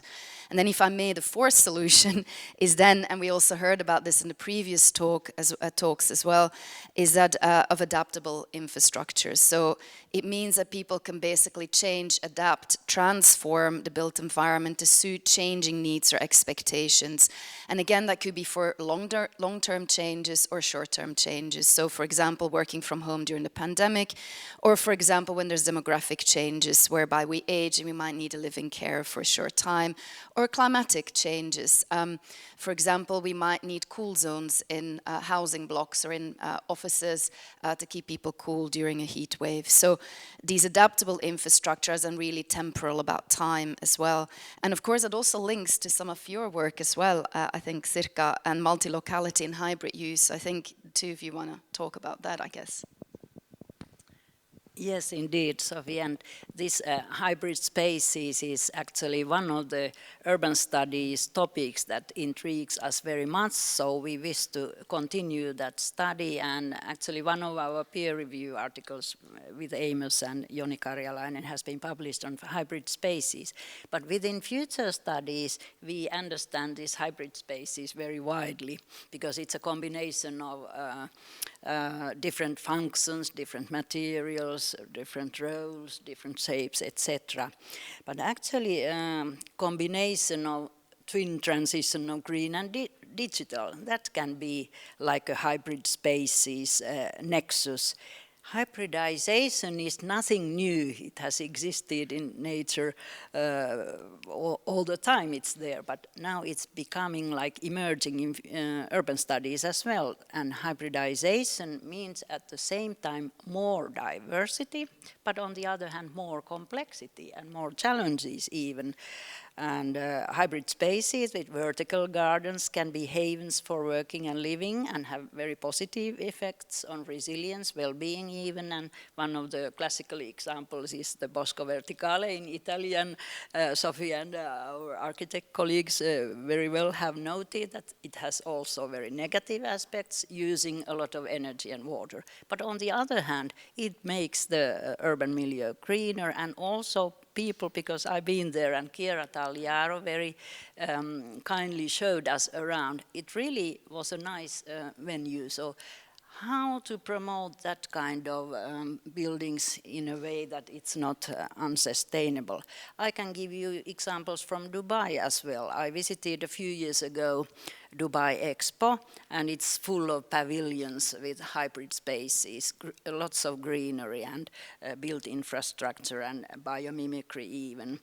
So actually this month, or at the end of this month, when COP28 is organized in Dubai, it will be exactly organized on that venue where these kind of hybrid space pavilions are. But to promote it in a very sustainable way, it's a challenge.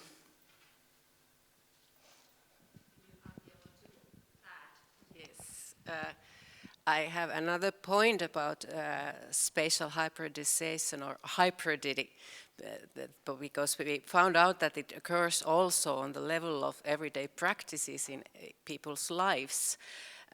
One concrete example of it is multi-local living practices, which was had a significant role during the COVID-19 pandemics, at least here in Finland, in people's daily lives. We studied everyday practices of multi-local living and found out that there are different environmental relationships through which people attach meanings to their multi-local homes. And from these practices or relationships, there emerges two functional possibilities that people use for coping in different situations. And these are complementation and compensation. They are both connected to the quality factors that people consider when they are making choices related to their homes and lifestyles. And they also represent ways through which people manage their multi-local everyday and create well-being for their families in diverse situations like during crisis. As an example, the complementation between urban services and then rural environment self-reliance was an issue that created safety and well-being for people during the pandemics. On the other hand, some characteristics in one place can be compensated if there is like perceived weaknesses in another place, and this sort of compensation increases lifestyle resilience in everyday practices. Thank you. So there are many different type of crises taking place in the future. That is definitely one thing that we kind of agree. But good thing is that apparently they can also have quite similar type of impact. So we can actually, even though there is a wide variety of different crises, there, we can recognize kind of impact themes, and this means that we can and we should build resilience and develop our kind of a capacity, resilience capacity towards those impact themes. So that means that we are then not resilient only towards one or few particular crises, but we can kind of simultaneously fight against several threatening events. And I think that during the project, we kind of understood the practical tools and practical solution, but there are also kind of thinking about the methods and ways to make that really happen, so that it just doesn't stay the solution and knowledge with us, but also gets implemented and transferred to different audiences. So what do you think, how can we make that happen? Sirkka, can I ask you to answer? Okay, thank you. Well, I would like to suggest that when we are looking for solutions or recommendations or policies, we should look at the nature. Actually, we should look more at biomimicry, or biomimicry means simulating nature's models and patterns. So there's a lot to be learned from that perspective. And for example, there is one report now in Finnish at the backside of this room. Please have that report with you. We identified solutions, and also some of them came from biomimicry. In nature, animals, when there is a natural crisis, they seek shelter somewhere. So we made an analogy and thought what happens in a heat wave. Residents should know where there are shelters where they could go in case of this kind of heat. Libraries, supermarkets, etc. could be opened. And also citizen panels. We should listen more to citizens and residents. Citizens panels, they could suggest in advance various roles for each person, so they are prepared for crisis situation instead of panicking. And also we found out, as you said, Saija, even though the crisis may be very different by nature, there are some common characteristics as a solution. Diversity of nature, on the other hand, and diversity of the building stock is this kind of solution platform that we could have. And besides, we need these kind of good stories, hero stories, as a social cultural means for preparation against crises. So we can learn from these kind of hero stories, pioneering stories they tell, but nature, of course, is the best teacher. If I could jump in on that, Jyrki Tarpius here and also Heini Järventausta, they did quite a lot of workshops with key stakeholders, some of whom are here.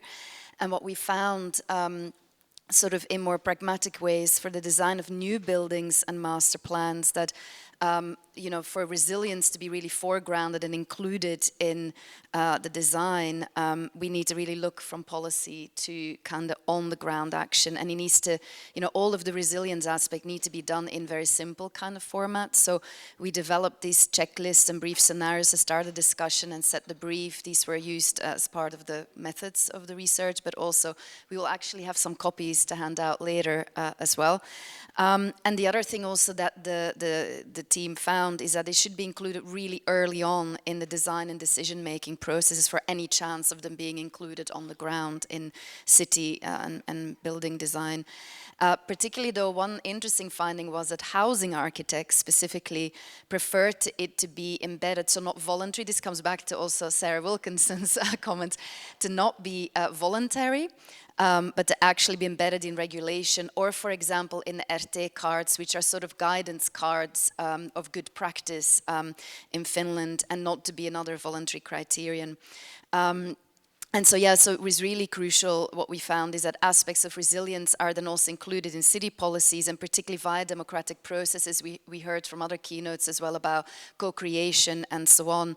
And so these infrastructures, green, adaptable, social, inclusive infrastructures, if they're not included from the beginning, of course, we lock in really unresilient, is that a word? Non-resilient infrastructures, and then it's much, much harder to change that later on, and then that may lead then to demolition, very costly, and also basically stranded assets, but very costly processes as well that are really the opposite of resilient too.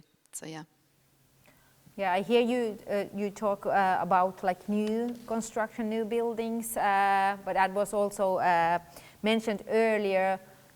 We have the existing building stock and we are kind of stuck with that. So we are kind of, there is just small minority who can kind of cope with the crisis in new buildings. So do we have any solutions for the existing stock then? I mean, it is a very valid point, right? That a lot of the research we do is about new buildings, and a lot of new regulation or voluntary actions or like sort of guidances are based on new construction. But of course, what we have and will still be standing by the end of the century already exists today. And so actually a lot of the same principles apply. Particularly the good news is that when we want to transform the existing built environment to include particularly social and green infrastructures, they're actually what we call low-hanging fruit, also through inclusive processes as well. And that's actually fairly easy to do. But then they need to be, again, be included early on in the planning policies. And also, of course, when we undertake building retrofit, we don't tend to consider these issues at all. So it's the issue is that we don't consider it, people are not aware of it. And of course, making buildings later on adaptable or green, or then include social infrastructure is, again, much harder, more expensive to do. So it's really about when new processes are being undertaken, that we actually, planners and policymakers and architects should really from the beginning include these processes. And there's a lot of low-hanging fruit on greening the cities and on including social infrastructure. I think Laura might want to, Yeah, I would like to draw attention also to the long-term effects of crisis. And we researched some people who had lost their homes, in this case through wildfires in Canada. And we focus the conversation around crisis to the immediate response capacity and just being there when it happens. But what needs to be understood, that the trauma for going through such a horrendous event of losing your home, and in this case in Canada they lost all their plants and the trees, and whatever trees were left behind, they felled them so that there wouldn't be any more opportunity for forest fires to spread into the cities. So these are effects that linger for years afterwards, and we should be sensitive to this, and we should include them in this conversation. In particular, because right at this very moment, huge, horrific destruction is going on both in Ukraine and in the Gaza Strip. And these are people, civilian people, whose homes are completely destroyed and their whole living environments. So this is something that is very topical right now.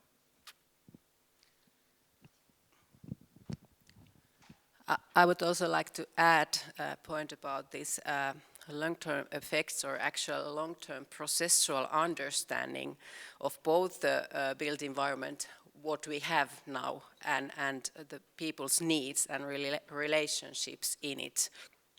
I think it's really crucial for planning and designing resilient environments to understand these sort of processual aspects of the environment.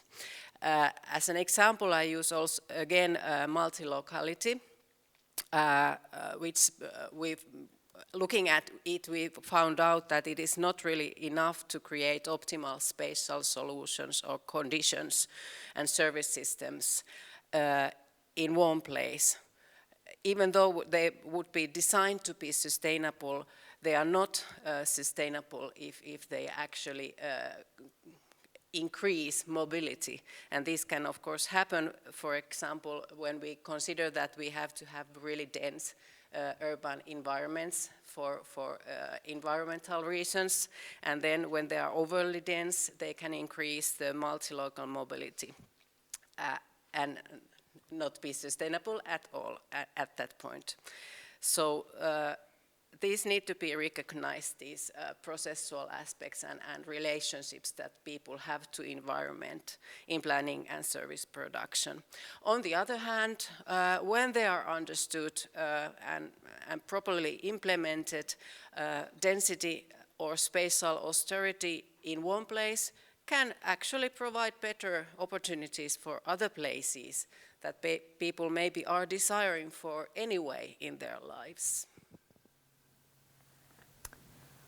So in the built environment, there are a variety of different kind of actors, ordinary households and construction companies, developers, designers, real estate investors, and different public sector and authorities.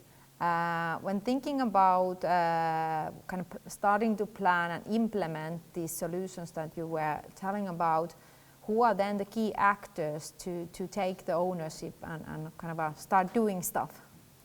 Could I ask Sophie? Yes, a very brief answer to that is that really multi-sectors need to be involved. There's not any single stakeholder solely responsible for that, so it's all our responsibility, every single one of us in this room.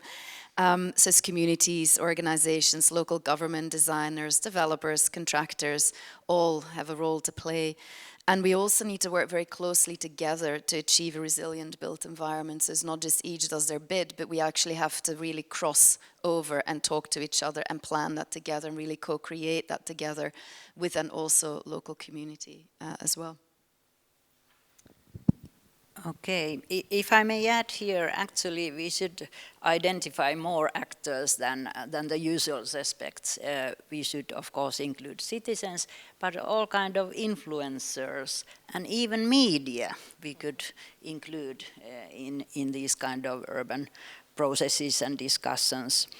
So also this means that polylogue is needed. We need to listen everybody's voice.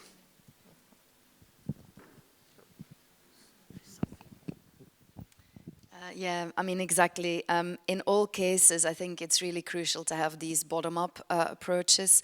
It comes back again to inclusivity, but we of course also need to combine that with top-down processes as well. For example, and I don't know if we have images of that, but when I was in Antwerp visiting recently, to give you an example of these different scales and the different actors, how to get involved, there is Borgerhout, which is like I think 60% of the citizens in Borgerhout are actually from an immigrant background, and they have it's one of the most dense city districts in the whole of Europe.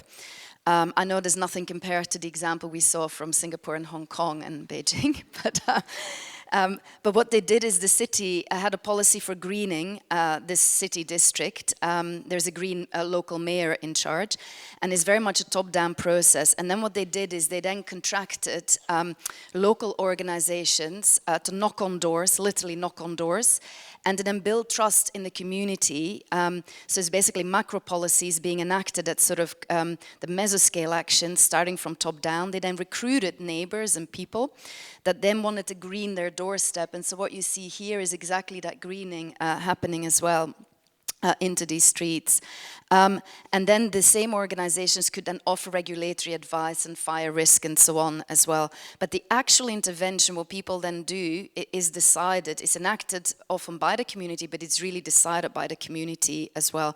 So these bottom-up actions at the micro scale, it then happens, supported by macro scale policies.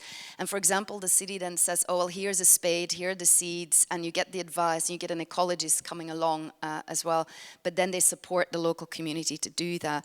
And it comes back to, I think, what you said earlier, Katja, that it's only when then you have these bottom-up approaches and the community are involved that then you have long-term resilience when the maintenance is then done and bought into by them as well. So it's really important that we have those scales and that we have also these policies and sort of local people involved in different actors as well. I think that we all agree that these social issues are very important. But on the other hand, we also know that a lot of private and public capital is tied into real estate. Then what is the role of this economic aspect? Laura, would you like to maybe answer on that? I would like to draw attention to how these financial arrangements can really contribute to vulnerability. And for example, new immigrants or people who are of a lower economic group, they may have difficulty obtaining insurance and or mortgages. And mortgages and insurance go hand in hand. So we found that people who had lost their homes, who didn't have insurance, basically they lost everything, okay? There was nothing for them. And there are also insurance companies, so this was in North America. There were insurance companies who are now very selective in whom they insure. They choose their risks, and private insurance companies are companies who are there to generate a profit. So they choose who they insure. So they leave out properties that might be in risk areas, risks of landslide or forest fire or flooding. So we actually are in a situation where there are two types of people, those who can get insurance and those who cannot. And the flip side of this is that if you are one of those people who is able to get insurance and you lose your home, you may actually come out of it making a profit, which is really absurd in my opinion. So we need to be really taking a critical look at how the private insurance industry is actually having a role in creating vulnerability in society. Yeah. That's a good point, and maybe a warning signal also in Finland, not only abroad, I would say. So when thinking about resilience, there were also examples in the keynotes that we can practice beforehand and also learn after crises when they have taken place. So it seems that learning is a central part of building resilience, but what that then actually means, could you elaborate that a bit more? Do you, Laura, want to continue about that? Well, I think community awareness is always important, and I think having a skill, or I think preparedness is a culture, so you can prepare a culture around it. But building community, practicing and knowing your neighbors goes a long way. What about Sirkka? Well, actually, I think one of the key points in the rescue project is to prepare for crises, but also to learn from crises. And when we think about the concept of crisis, we shouldn't be panicked, we should try to learn. And like Sophie in the beginning said, we haven't done enough, we can do more. We should actually embrace crises and really try to learn from them. They are also possibilities for unlearning. We should unlearn from those habits, behaviors, patterns that are not sustainable. I'll just add a bit. So interesting comment that we found in our research was that people who had previously in their life gone through some very difficult situations were better able to bounce out of crisis. So it's sort of like a learned skill.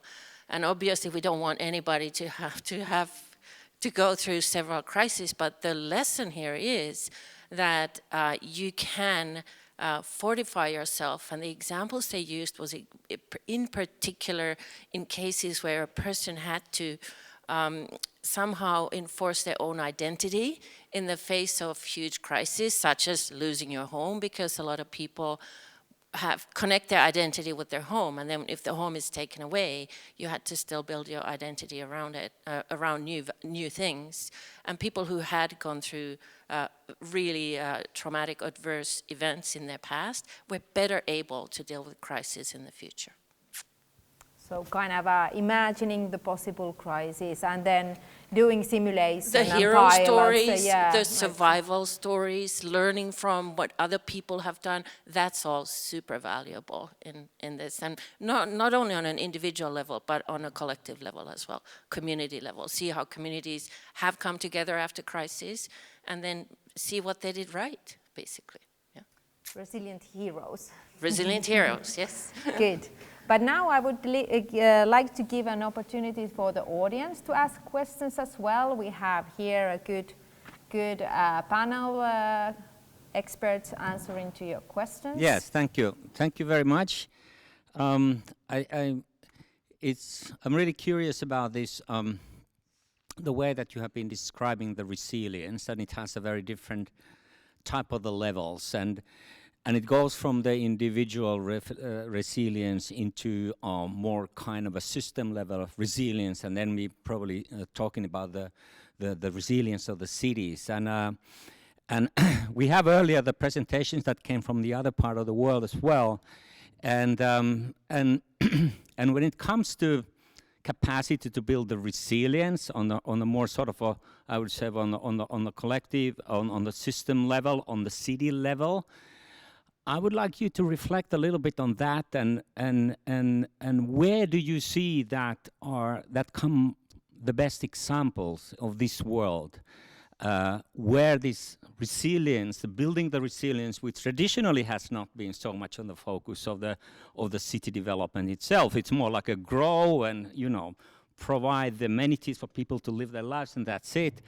And now we heard throughout these presentations that there are actually a lot of different aspects coming along, which is not just about this kind of a growth paradigm. It's a very different kind of a paradigm. But where do you see, when you look around the world, where come the examples that are like a pioneering, like a path-breaking exercises that some of the cities have done?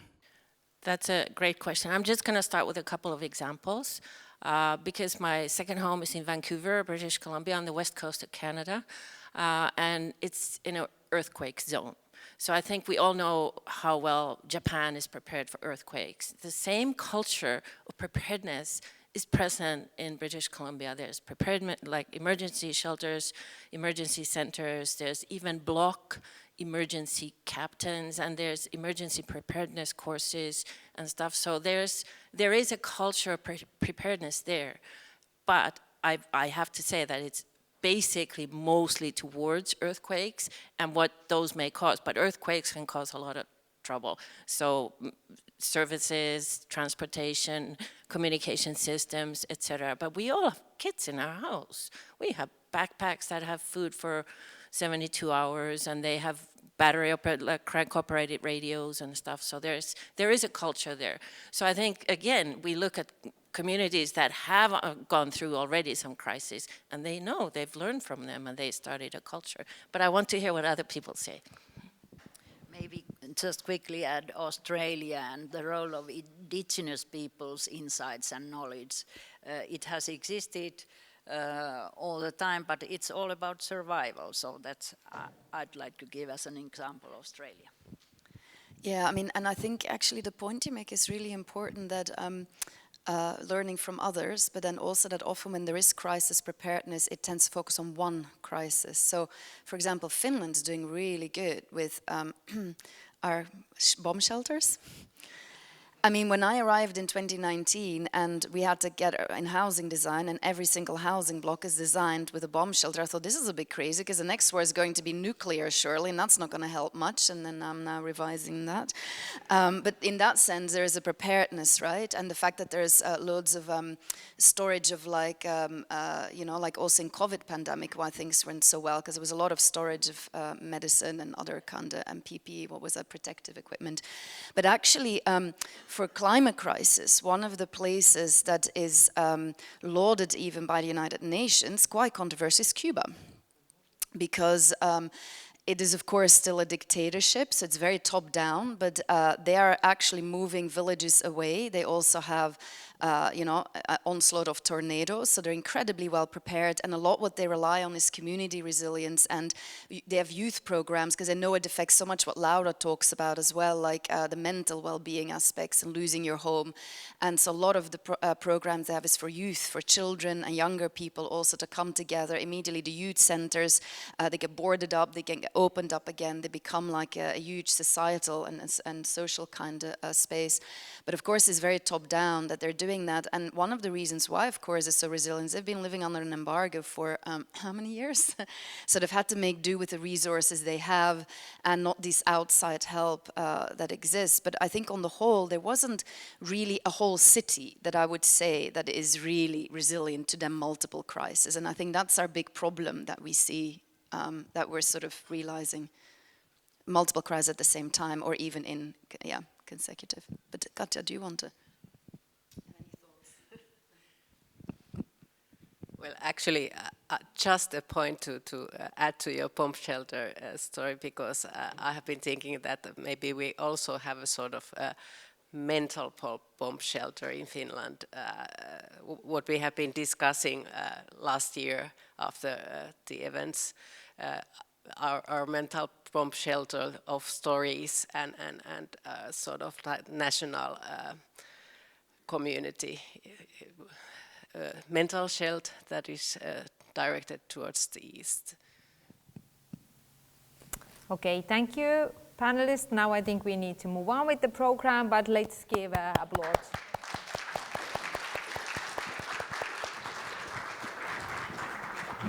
Well done. So next in the program, we have some practical guidelines. So we will continue with Sirkka Heinonen, and Sirkka will show you and present you top 10 theses and practical guidelines for resilience. I'm also representing the Finnish Society for Future Studies here. I've been president and now I'm member of the board of Finnish Society for Future Studies. And Osmo Kuusi, who is here, please raise your hand, please. Osmo has developed this concept of top 10 theses, 10 statements on any topic. We organize every other year a seminar, and earlier this year the topic was on resilience, and I was invited to present 10 theses on urban resilience. So actually it's, we have a normative goal. We want to promote a future's resilient city. And we are looking forward, if we can, by presenting these theses, if we can have an impact on policymakers and decision makers' thinking and mindset. So this kind of future's resilience we want to promote as part of future's literacy. And it is the ability to survive, anticipate, navigate, and learn from crises, as we discussed in the panel, as well as the ability to renew our organization or behavior. So it's not enough just to learn mentally, we have to do then something in order to cope. So thesis number 1 is anticipatory governance. Whenever there is governance, we can add a futures layer. This means that we take seriously systematic systems view and futures thinking, futures method even to policy making and decision making. And this has actually accelerated in the international level as well. So EU, UN, OECD have really taken now next steps to include anticipatory governance to their activities. This is number 2. We really have to adopt systemic analysis instead of working in silos or thinking in silos. So in future studies, we also question traditional concept. What is a city? What is a garden? What is a forest? What is work? So by questioning the existing concept, we may find out some solutions to promote better systemic view. Then we could also look more widely, not just the city, but the surrounding countryside as well. And this is, of course, an old thesis and statement. Patrick Geddes, very famous author and multi-scientist, wrote a book, Biopolis, and he emphasized this kind of eco-regional model, how cities have to live in some symbiosis between the surrounding countryside.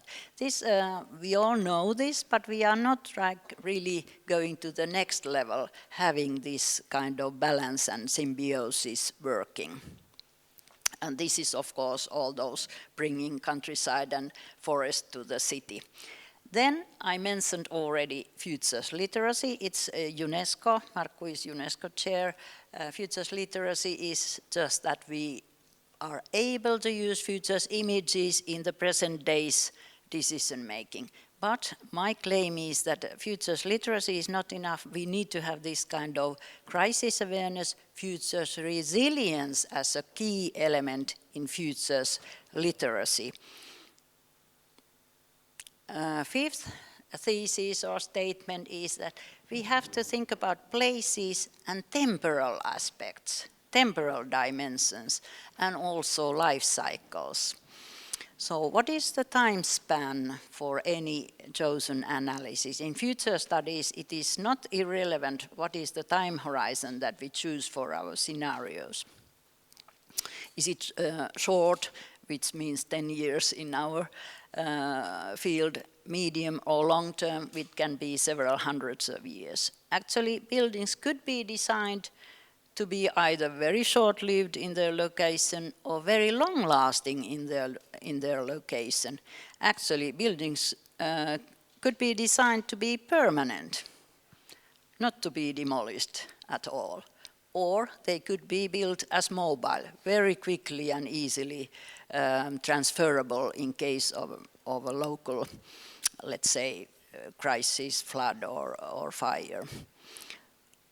But in all, we have discussed about adaptability, so all new buildings should be designed to suit various functions, not just one function in city.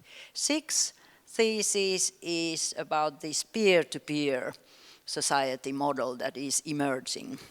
This means that hierarchies are cut down and horizontal collaboration will be strengthened. Citizens will be included in the planning process from the very beginning. And this is, of course, linked to the prosumerism that consumers will become producers themselves. For example, in case of renewable energy, private households can have solar panels on their roofs to produce their own energy.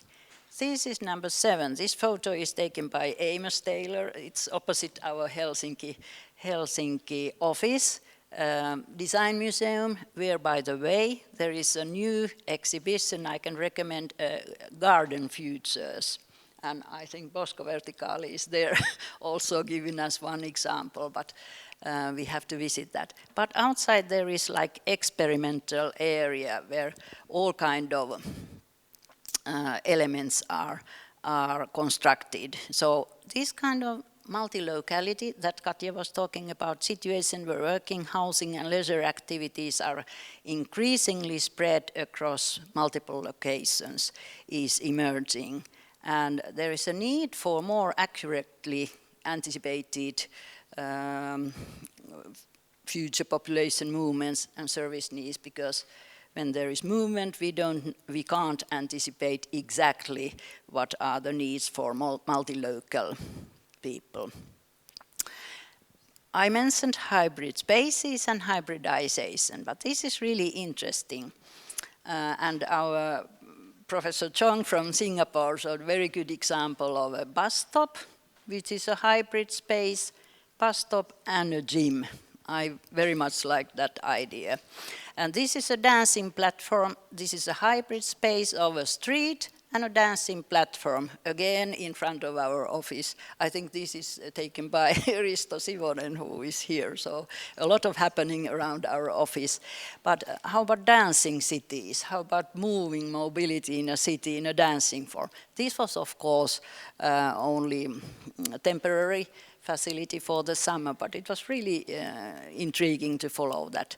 Merging of spaces and activities and their impacts. We could study this more and make these kind of adaptable proposals and projects. Thesis number 9 is increasing experimentation. I always recommend to companies which are very risk aware, they don't want to take risks because there are extra costs forthcoming. I said you can do a pilot. If there is a nice innovative idea, you can pilot it and experiment it. And if it's not working, then you don't have to continue it. This is taken from the housing exhibition in Loviisa, floating city building. There were supposed to be more of them, but at least this one was there. But bolder experiments and pilots are needed for urban planning and policy making. Then you can also learn from mistakes. And the last thesis or statement for urban resilience, we should set the bar even higher. And this means that we should challenge leadership. Whether it's in a city, municipality, government, company, any organization, we should challenge leadership to push more for sustainability, resilience, and we need to identify pioneers. Pioneers can be grassroots level, individual citizens, or we can have also visionary leaders. They are also pioneers. Pioneers can open up perspectives on possible futures. They are like paving us the way. We also were invited to give really concrete examples for recommendations, so for policymakers. Why don't we ask urban planners to live a certain period of time in the area that they are really planning, so that they really get the feel of that area? And also we could equip urban space with public crisis escape rooms to rehearse real life situations. And we are doing actually rehearsing these crises in a safe environment, like we were in Tripla shopping center, and like we are here, we could like turn this into an escape room. And rehearsing futures. And we could open up temporary night galleries, this temporal dimension, activities, nocturnal activities could be more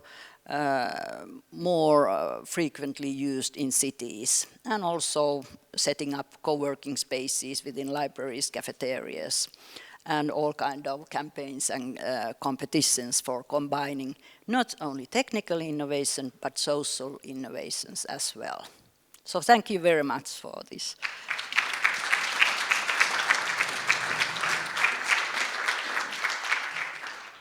Hello everyone.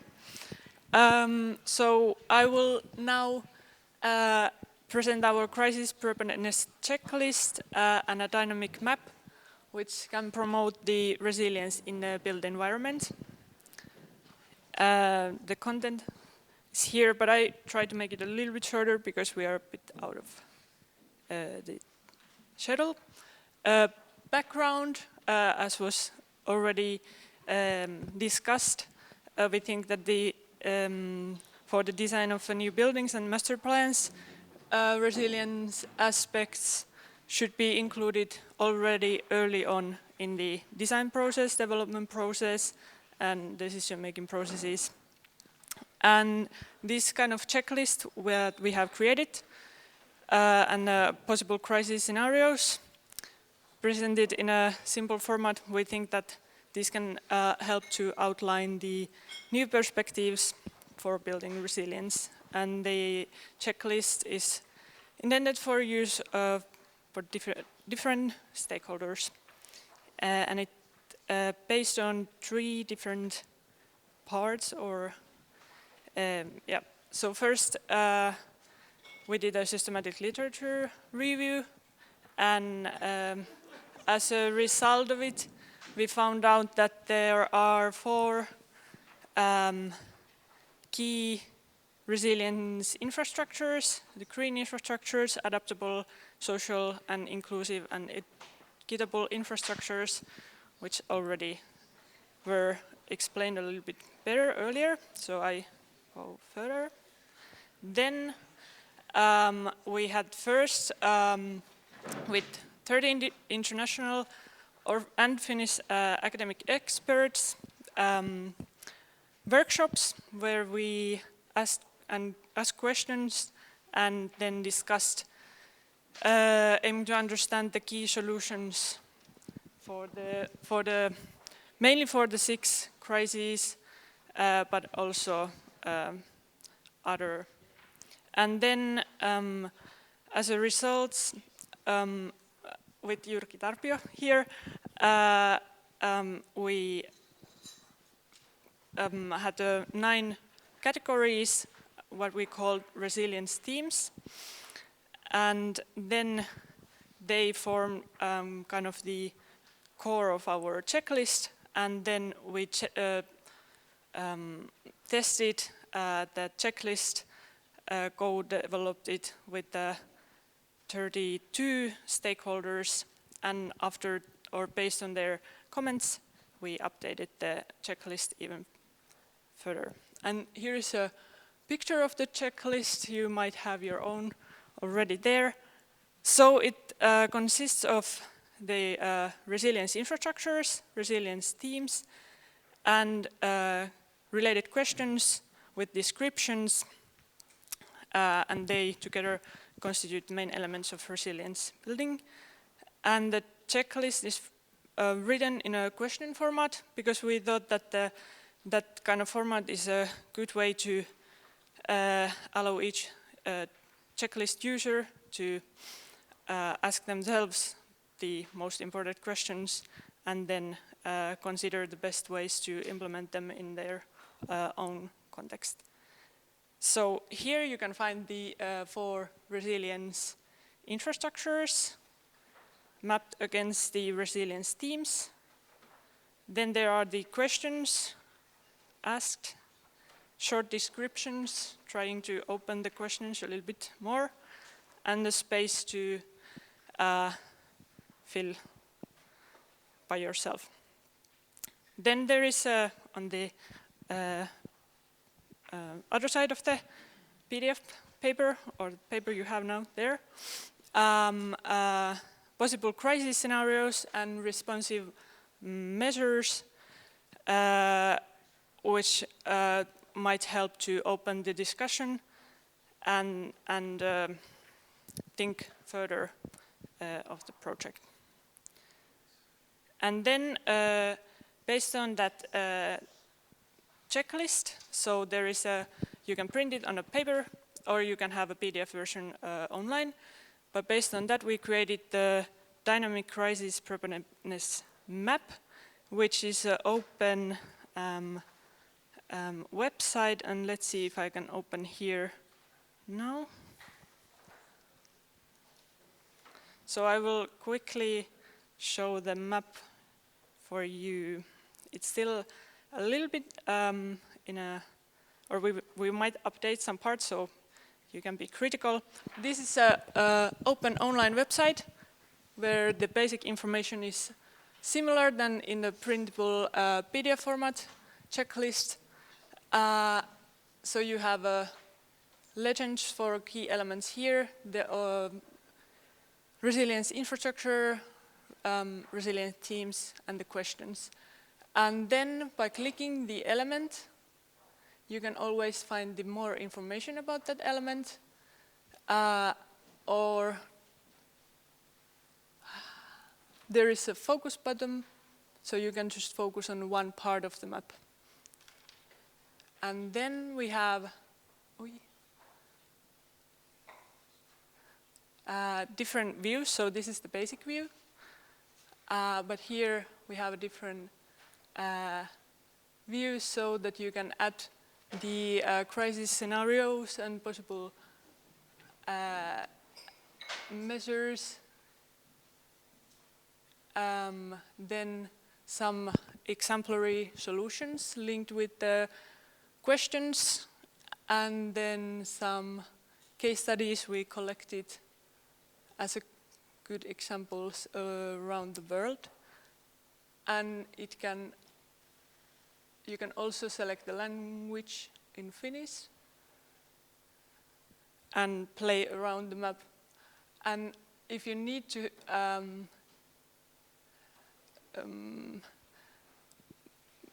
help how to use the map, you can always go and see the instructions here, also in English. So in English and in Finnish, and pressing the picture, there is more information. Hopefully I didn't forget anything important. Thank you.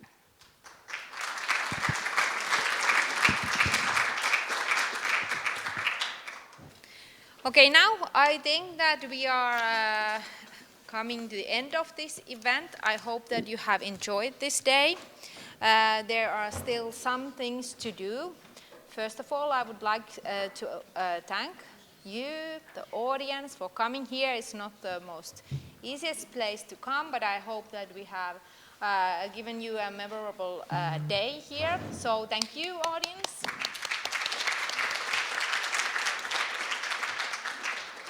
Then I would like to thank one particular person, so Lassi Tähtinen.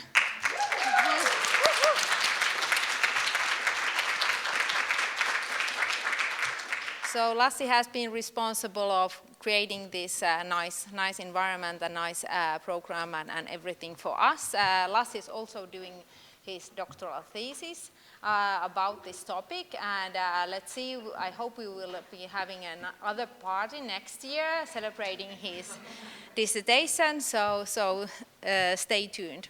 And then lastly, I would like all the rescue project researchers, current and former, and also collaborators to stand up, so we can also give an applause to you.